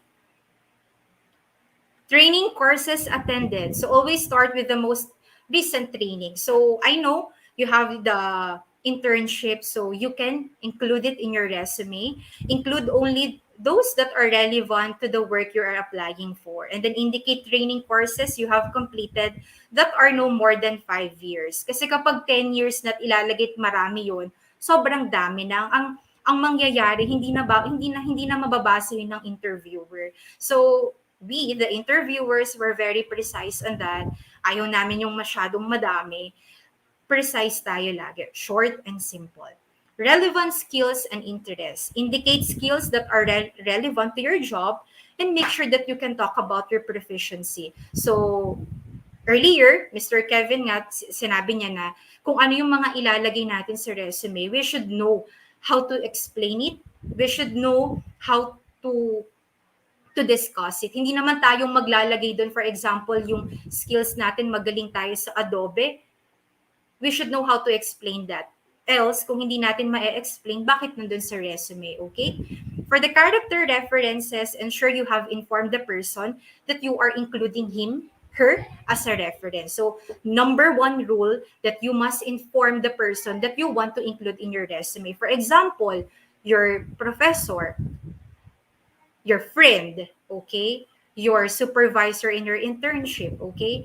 And then provide your character reference, a copy of your resume. So hindi naman sayang sa oras yung bigyan natin sila ng ng resume, right? So a copy lang kahit black and white, hindi naman colored yung kailangan para alam din nila kapag kinausap sila ng HR, ng onboarding team, ano yung isasagot nila for you. And make sure that your character reference can talk of your positive attitude or your professional competence. Kasi ito yung pinaka-importante, the character reference, sila yung makakapagsabi at kilala ka kung ano yung mga ginawa mo dun sa company, sa internship mo, or sa community or organization na nakasama mo. Okay, bonus resume must have would be the summary statement. So a summary statement is an optional on a resume, okay? It's sometimes used by employers to get an overview of who you are. Pero it's a bonus it's an optional. If you would like to opt to put it or include it in your resume, that's good. Pero kung ayaw nyo naman, okay lang din naman, okay? So remember, in your summary statement, it composed of the key skills and experiences, your objectives, and then stand out, okay? Resume writing tips. Things to do, okay? Have a specific objective. Tailor it to a specific job or a specific employer. Advertise your skills. Lead with your most qualifying experience. Emphasize accomplishments. Be generous with white space. Remember that, okay? Use bullet, bold type, capital letters, and underlines. Check continuity of history. Have at least two other people review it and use good paper. Remember, when you have a good friend or you're a professor, if you are not comfortable with your resume, pwede nyong ipabasa sa kanila kung ano yung mga kailangan pang ilagay doon or kung ano pa yung mga hindi na kailangan ilagay doon. Okay? So, maganda rin mag-seek tayo ng help doon sa mas nakakaalam. For example, if you have an ate or kuya na nagtrabaho na, you can ask help with them. Okay? Things not to do. Don't state a salary. Don't overstate or understate your qualification. Don't include a reason for leaving your last job. And don't use unusual abbreviations or acronyms. Huwag tayong tamad when you write up a CV to in your CV or resume. Don't use acronyms or abbreviations, okay? So when you write it, complete the word, okay? And then actually in the interview will ask the salary, okay? So in your resume part, okay, don't put the salary. In the interview, matatanong naman yon, and then dun niya mapag-uusapan na pagdi-discuss yun. Okay? And then for a reason of leaving the job, your current job, don't put it or don't include it in your resume kasi hindi kailangan. Okay? Sa interview, tinatanong din yun ng interviewer. So, don't put in your resume a diary, okay? So remember that it composed of your personal details, your experiences, and then your trainings, your current job, your current employer, and then your education. Example of creating your resume. So this is a classic student resume. I know you already, or kung hindi pa, again, ito yung example ng resume na pwede natin gamitin, okay? So Tanisha Anderson, the address, the email address, and also the contact number. Qualification summary, this is the opening statement, okay? And also, meron siyang objective. The education, chronological order, the recent one, the tertiary, and the relevant coursework. Yung course nyo. This is the skill-based targeted resume. So, Myra Clinton address, email address, contact number, opening summary statement, professional skills, okay, the effective communication, and then 2 bullets, 2 to 3 bullets only, customer service, 2 to 3 bullets only. Your skills, okay? Creating your resume techniques, resume buzzwords, words that employers actively search for on resume and application. For example, communication, good communicator, leadership, dynamic. Okay, so remember that you have backup when you write these words. And then positive words and praises. When employers read your resume, that you want to be good, okay? Siyempre, pa nagsusulat tayo ng resume, ang gusto natin, positive attitude, okay? Ma-achieve natin yung resume natin for putting or including positive words. For example, describe how you did something successfully or proactively. So for example, sa bahay nyo, hindi naman sa bahay, sa school nyo, okay? So it's a experience-based tayo lagi, okay? So ano yung natulong sa inyo ng pandemic? Anong naitulong sa inyo?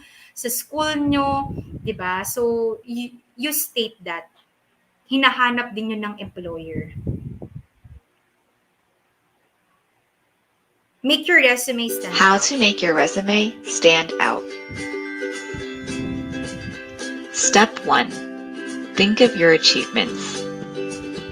When writing your resume, think about some of the achievements that you can include to really make it stand out. Paint a picture of how you went above and beyond in personal or professional activities or previous jobs.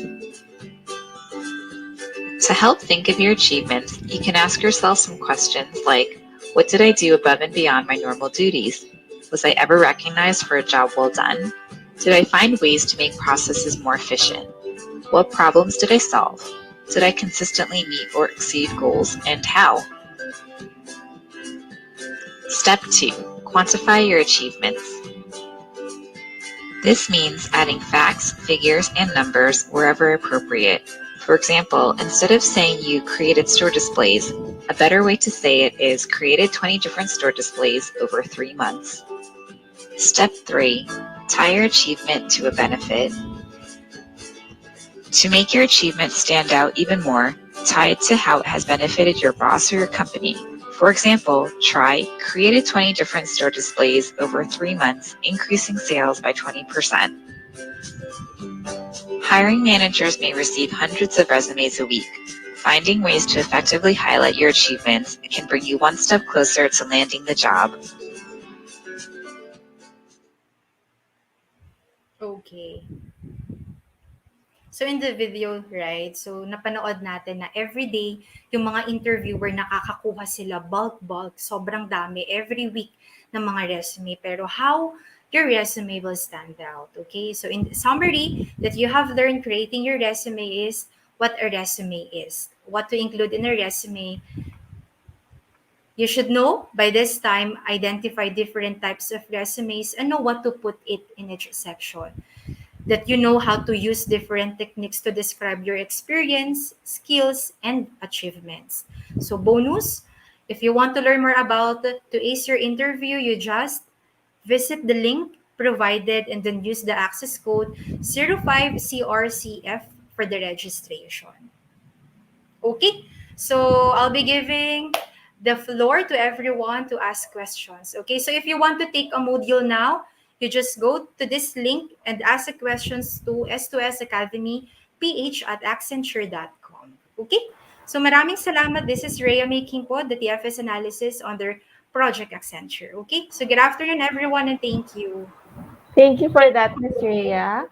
So now we are opening the floor to our audience. So now you guys can ask Miss Rhea questions. So habang nag-iisip kayo, nag-prepare na ako ng questions for you, ma'am. So All number right, sige. one, when you're interviewing fresh graduates, saan po sila usually nahihirapan at saan naman po sila magaling? Okay. So, basically, in language. Sa language talaga tayo nahihirapan. Is it because when the interviewer asks you English question, alam ko nahihirapan na sila to compose themselves, right? Pero you just try, give it a try. When the interviewer asks you English questions, makapagsagot din tayo ng English questions, okay, ng English answer, okay? I know English is not our mother tongue, but give it a try, okay? So, alam niyo yung ginagawa ko din talaga araw-araw. We read books, English books. We manood tayo ng mga English movies. And then also kapag nahihirapan tayo, you take down notes. And then go to the dictionary, you use it every day. And then, makakayanan natin yon. And then, yung strengths naman ng mga fresh graduates, they are very positive. They are very positive in their attitude. Kaya nila yan, kaya ko to. Ganun yung mga attitude ng mga fresh graduates. Kaya gustong-gusto namin talaga nag-hire. And also, they are very keen to learn ng mga bago, ng mga process. Yon, kasi fresh ideas, creative juices coming from the fresh graduates, the best option for the company. All right, thank you for that, ma'am. We have a question here. Is it okay? Do you accept resume cards containing resume links? For the resume, what do you mean by the resume cards? Um, Back when we had like physical job fairs, ma'am, so usually, dahil physical job fairs po siya, yung mga students nagpe-prepare sila ng small parang calling card, tapos nakalagay dun Mm. yung name, course, mobile number, contact information, and then resume link. And then that's what they give out to different companies. That was before when we do physical job fairs. But right now, since lahat po online, so we don't practice it na po. Parang we base lang on online applications. Just so All we have right. a background. All right, yes. For the resume cards kasi actually the HR is the one processing or taking the resume. So right now for the Accenture we have the link and then you can apply personally na. Virtual then, okay? All right. From Patricia Payahay, my question is, how should an applicant address the interview question? What is your expected salary?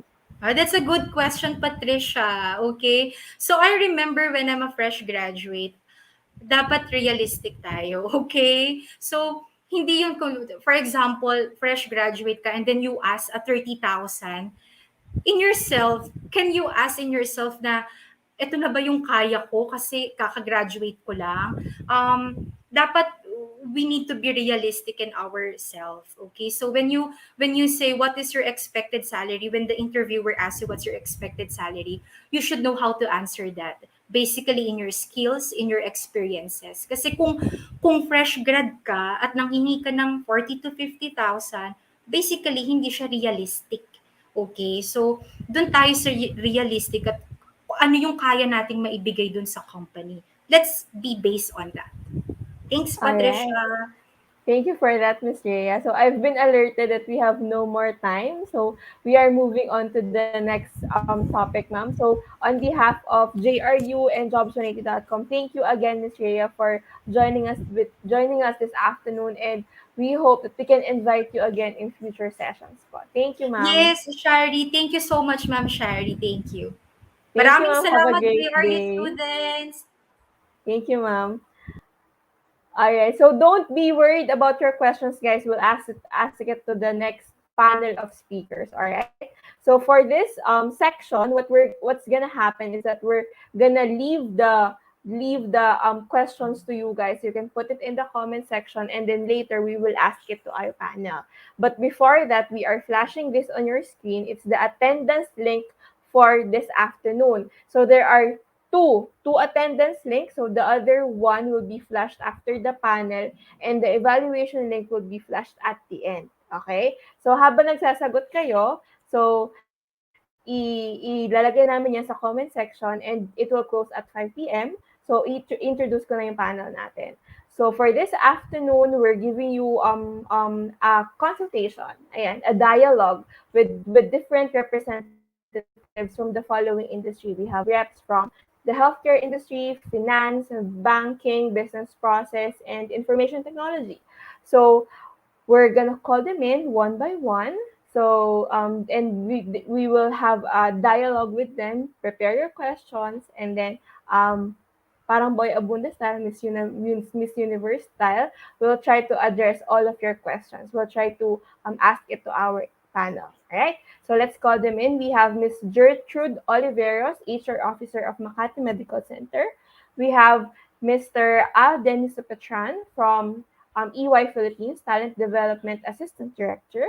We have Mr. Norman Gailon, HR Director for Vertiv. We have Ms. Nick Innocentes, HR Officer from BDO Unibank. And we have Ms. Carla Luisa Marie Caballel, HR Generalist from Direct Business. So let's wait for all of them to get into our screen. Hello, everyone. Good afternoon po. Hi, good afternoon, everyone. Good Hi, good afternoon, afternoon. Shari. Good Good Shari. afternoon, afternoon. Shari. Good And afternoon. good So, afternoon to my fellow panelists. hello everyone. So we're back. So today, we are doing this session for Jose Rizal University, and they are they varying courses po. So iba't ibang courses. Merong psychology, merong from hospitality, merong finance, merong healthcare, ayan, medical related, andyan po.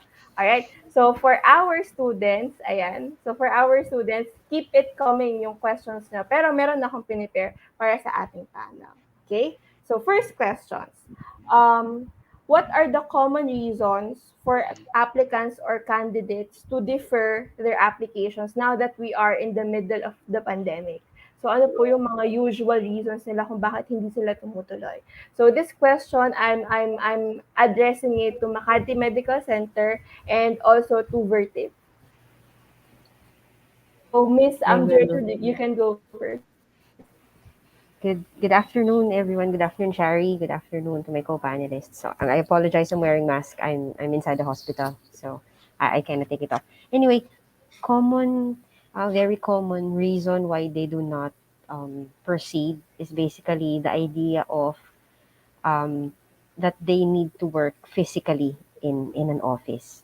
So people right now are basically working from home, and our industry, the business, we cannot do that. We cannot afford to do work from home. So since it's healthcare, so that's one main reason that they do not proceed. The threat of the pandemic, of the virus, is still very evident. Positive cases, would speak for itself. So not all are ready to join the front lines, considering the threat that they might bring in to their families. So that's one thing, that's why they do not proceed nowadays.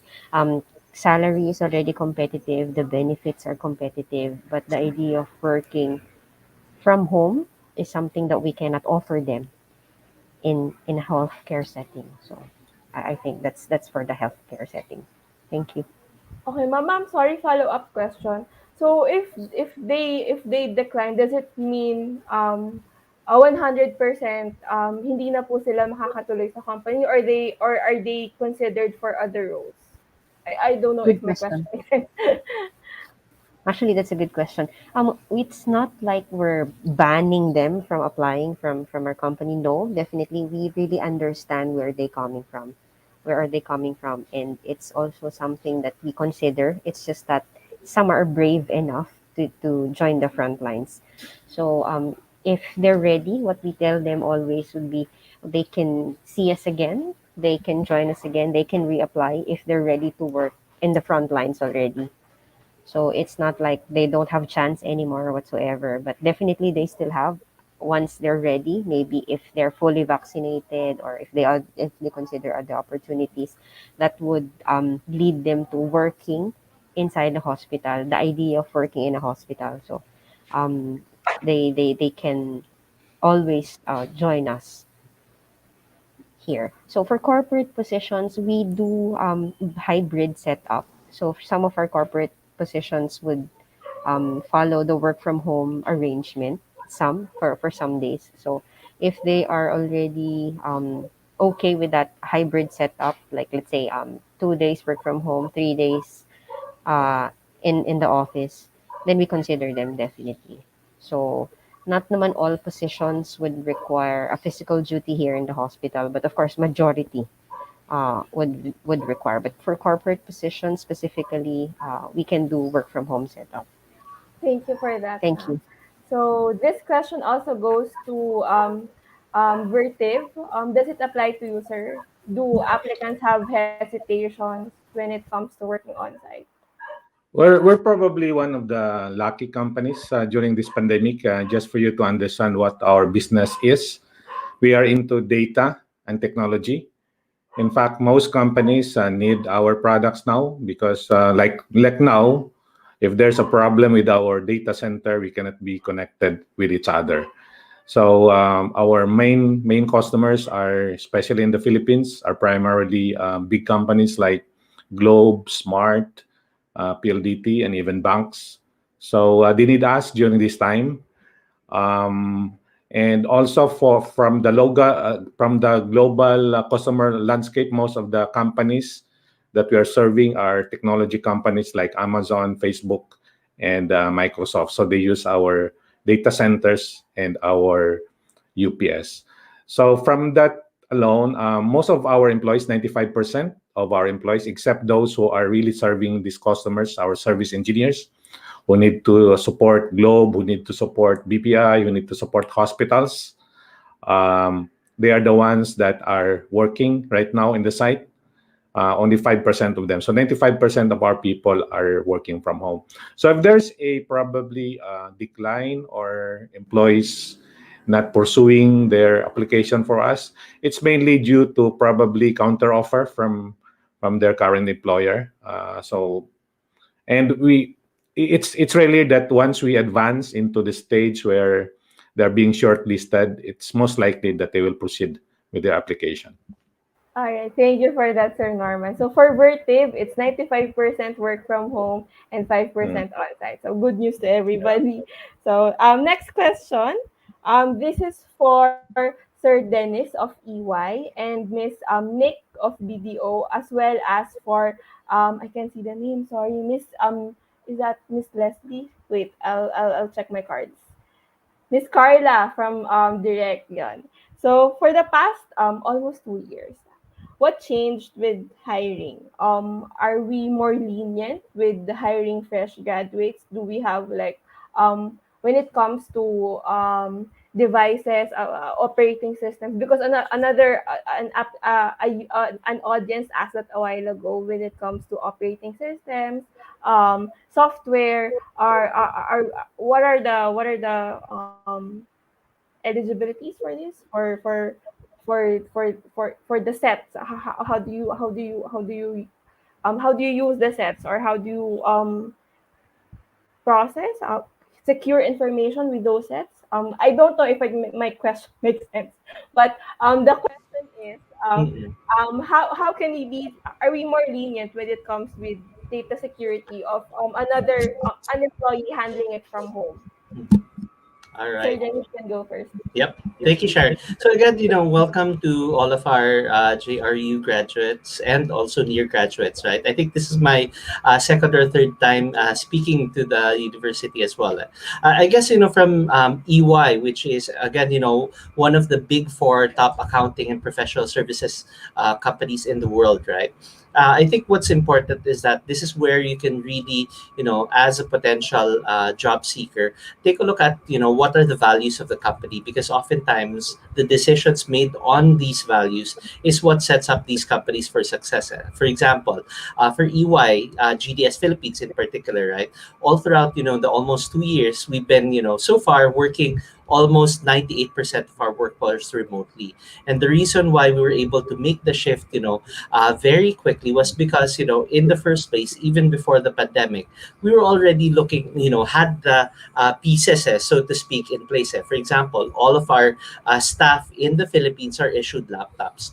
Now, this is because we wanted, EY was thinking everyone has to work dynamically with one another. So maybe I'm working with somebody on a different floor. It doesn't make sense if we're always booking meetings. So, one of the things that EY did even prior to the pandemic is issue everyone with laptops. So come, pandemic, it was easy for us to shift, like, again, from office environment to non-office environment. And even, for example, just in the past year, we've actually onboarded and added more than 1,000. So this is 1,300 people in EYGDS Philippines. And of that number, roughly around 40% have been recruited outside of Metro Manila. So that's, I think, a huge statement that investment, companies that make decisions based on the right things, oftentimes when unforeseen circumstances like a global pandemic happens, it still serves them in good stead. And that's why even in our case nowadays, of course, there's that, additional training that we need to do for our staff. If you have your laptops at home, how do you secure it? What are some of the considerations that you have when you're connecting to maybe internet connection at home, or making sure that your VPN, your what do you call this, your secured network access is updated at all times, right? But barring those small items, I think we're continuing EYGDS Philippines and even our local practice firm, SGV and Co, which is one of the largest accounting firms here in the Philippines, right? We're continuously looking at how do we improve that employee experience, and this is regardless of whether we're hiring experienced or even fresh graduates. So nowadays, again, when they will post the link for our job openings, there's a huge opportunity, and not just for people in Metro Manila. So even if again, maybe after graduating, or some of you actually maybe students, attending JRU, but you're actually outside of Metro Manila. So EY has openings for all of you. Thank you for Thanks, that, Sherry. Sir Dennis. So now I'm giving the question to Miss Nick of BDO.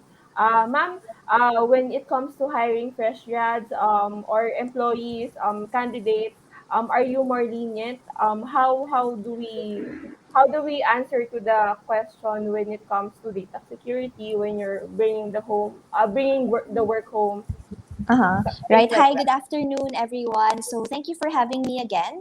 To answer the question, what changed in hiring? Well, for me, we hire staff, mostly staff vacancies. So really, the target has always been the fresh graduates.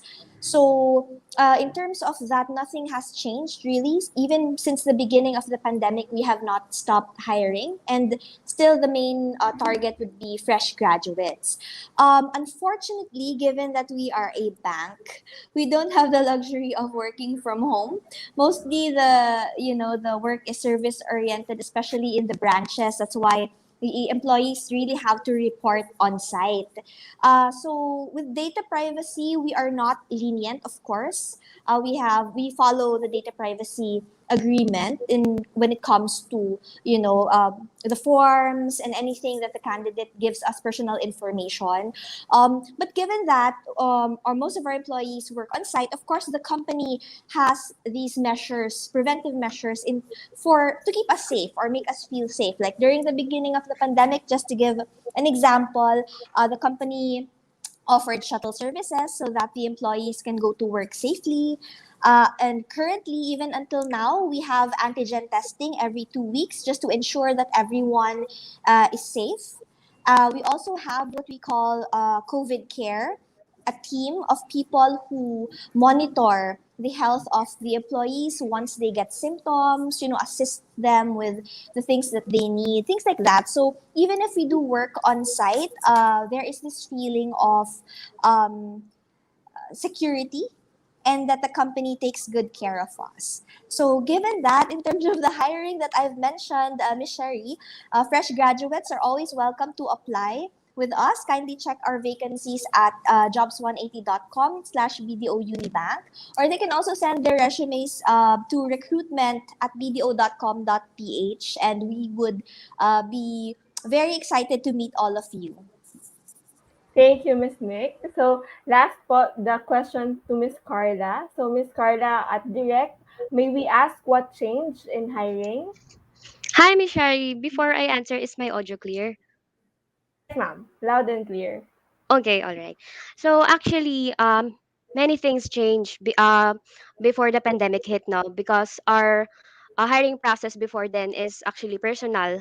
We chat or communicate with the applicants through text and through jobs 180 to attend here at the office to process the application. But right now, we are currently doing the hiring process through online using different kinds of platforms like Zoom or MS Teams.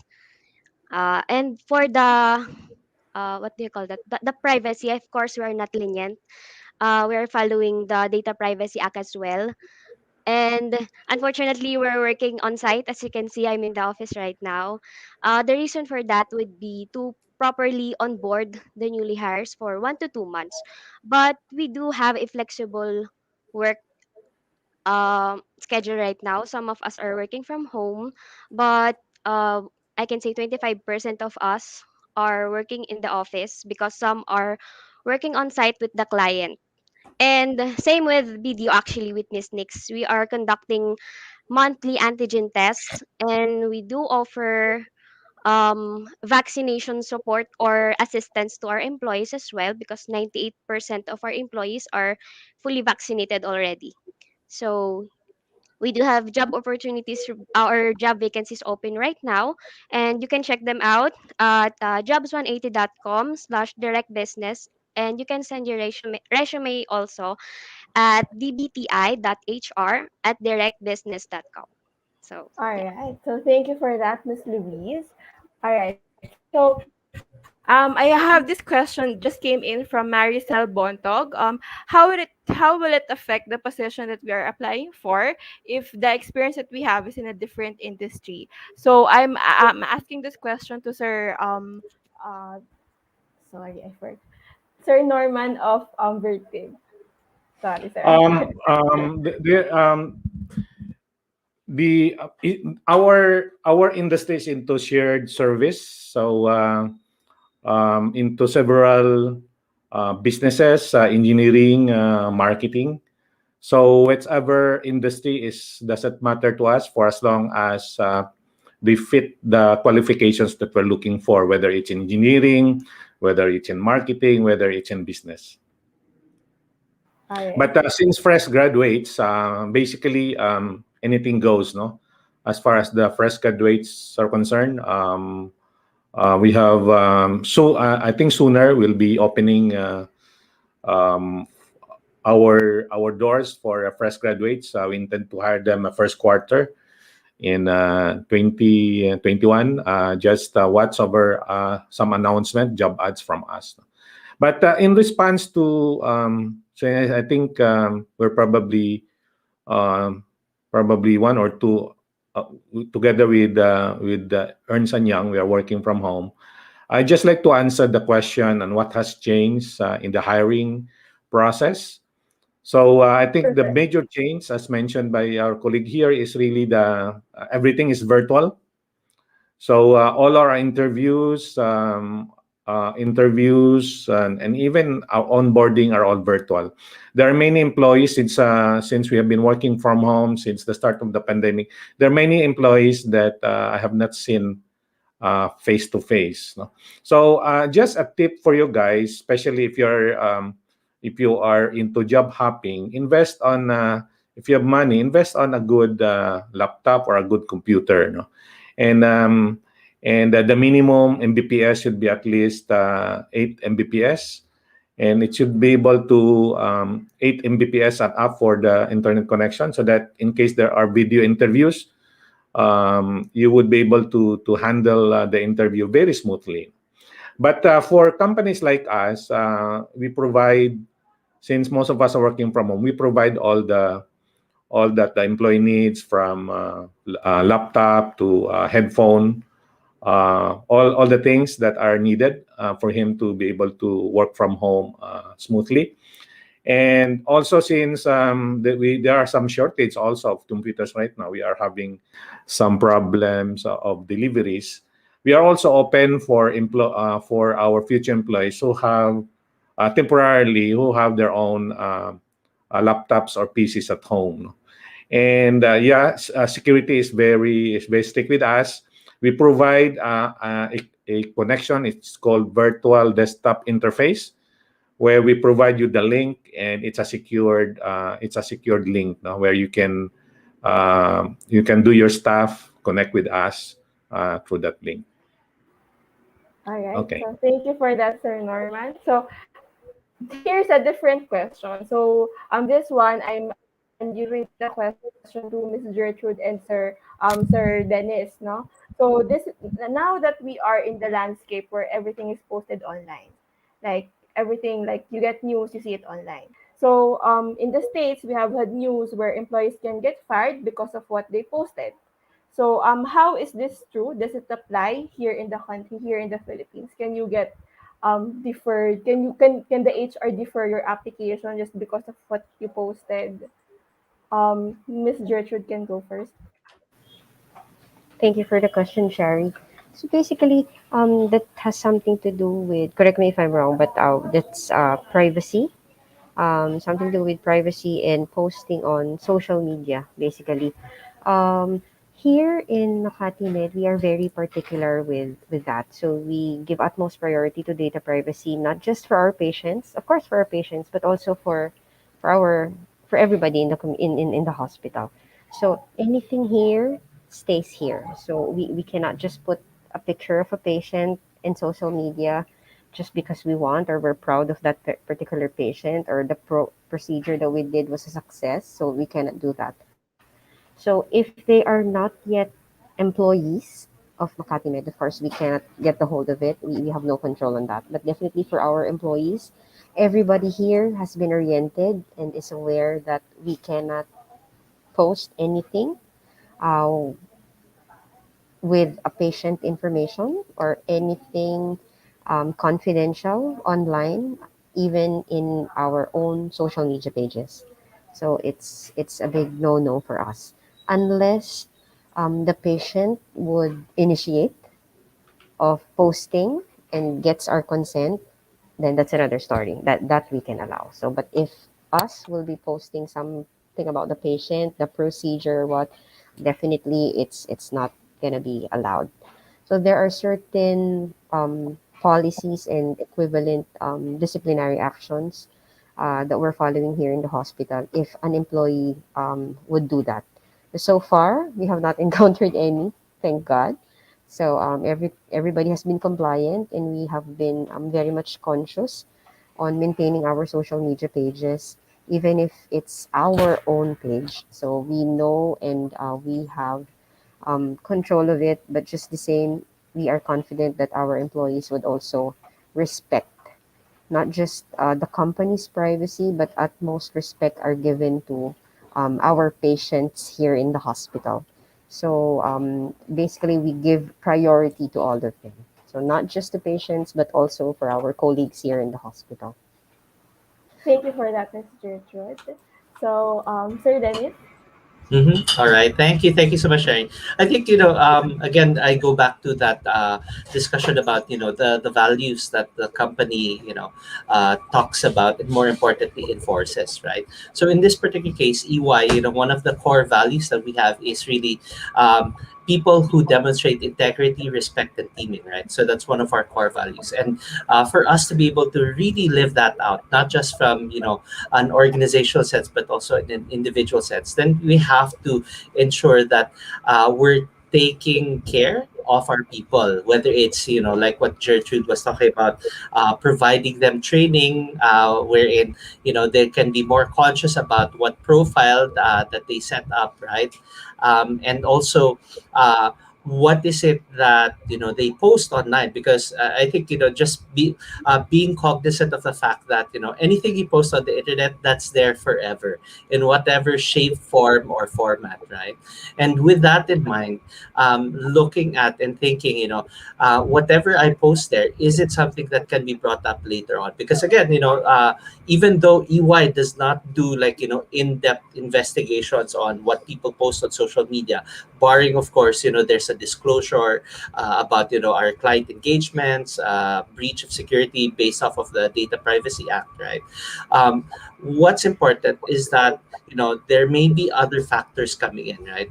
EY will never say to our employees, don't talk about your passions, don't talk about your interests, but rather be circumspect, be conscious about if, for example, let's face it, the election season is coming on board, and it's a very heated debate, sometimes even within families themselves, right? So EY won't regulate that, but what EY will ask is take a look at the values, what you're going to be posting, the language that you're using, is that in line with the values? Because at the end of the day, I think that's one thing we have going for us, that our values aren't something very alien to our existence, diba? Like integrity, respect, teaming, that's something that's universal, diba? For example, one of our value statements is also, we value people who build relationships built on doing the right thing.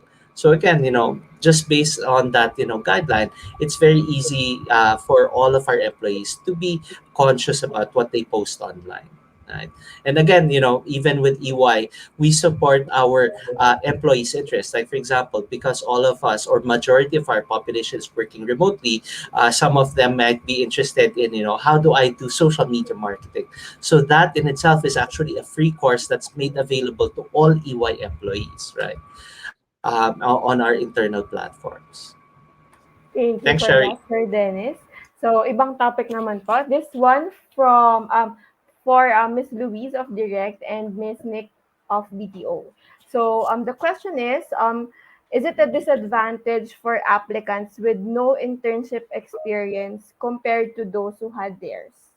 So, what is your take on virtual internship? Does it um does it equate to an internship that was before the pandemic? Miss Nick can go first. Mm-hmm. Yes. So, for since we are hiring fresh graduates, no, we've had experiences wherein a certain school does not require their students to take internships, and that's not a problem really. Although it would really depend on the person, like how confident they are in terms of what they have learned in school, and if they had their internship. Sometimes this is really what we've experienced, no? Yung mga hindi pa nag-internship, sometimes they're even more confident with the way they talk, with their skills and their with the manner that they would that they would show themselves. Rather than those that took the internship. So for us, it's really not an advantage or a disadvantage to have that one. All right, thank you, Miss Nick. Now to Miss Louise of Direct. Hi. So to answer the question, actually having experience in internship is an edge actually. Lalo na sa siguro as I can say in an IT industry.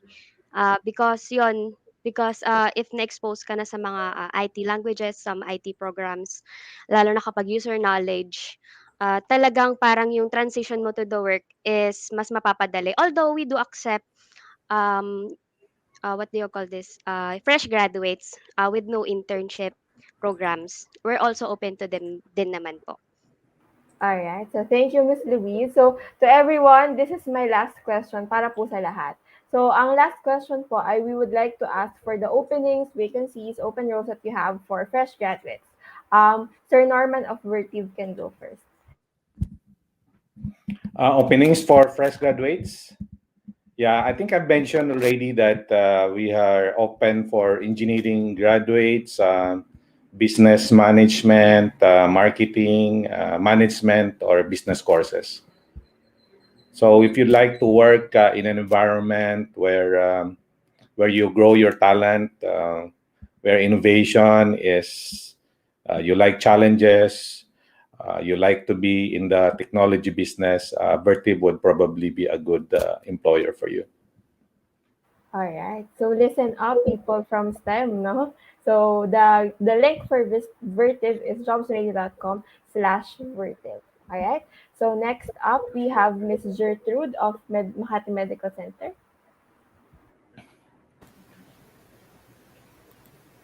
So hi again. So of course, opportunities for fresh graduates will always be available in Makati Med. So for those who are on the medical courses right now, so we have openings for assistants, nursing assistants, pharmacy assistants, radiology assistants. So this is in preparation for you on your road to getting your PRC licenses. So we can train you here. We can help you take the board exams. We can help you in the review classes that you'll be having as you journey to your RN degree, let's say your RN license, your RRT license, your pharmacy license. So all fresh graduates of the medical courses are very much willing and open to be processed here in the hospital. For everybody who wants to join the hospital with a stronger heart, all you need to do is just to visit jobs180.com/Makati Medical Center for our list of openings, and we are very much willing to entertain all of your applications as frontliners, definitely. Thank you, Miss Gertrude. Next up, Miss Nick of BDO.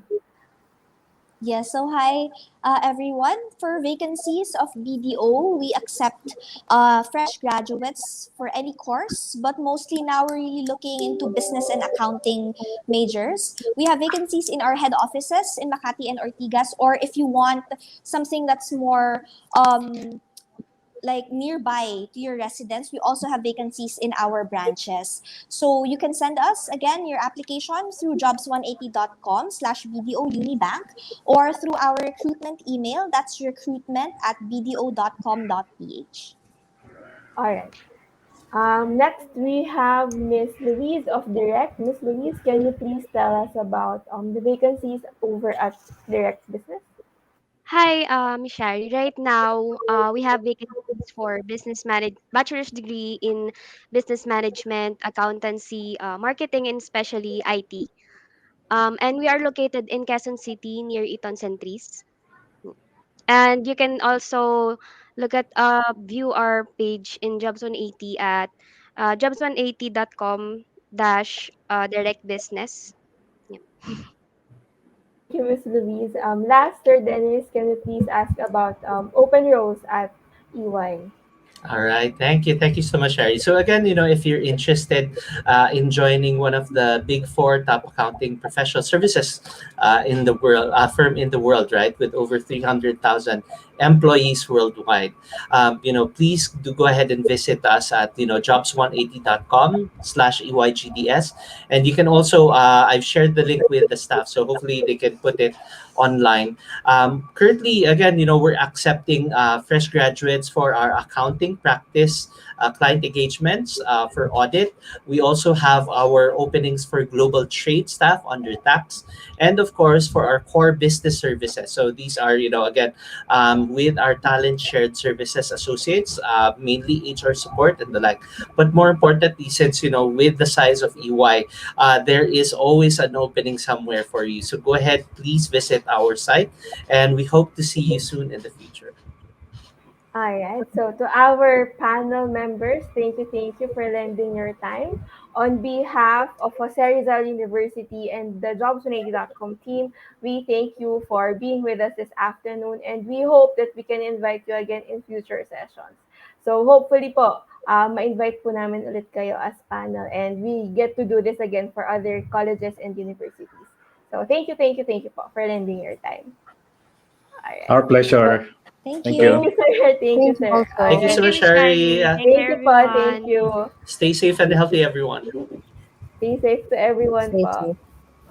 All right. So to our audience, we have another link, another attendance link coming in.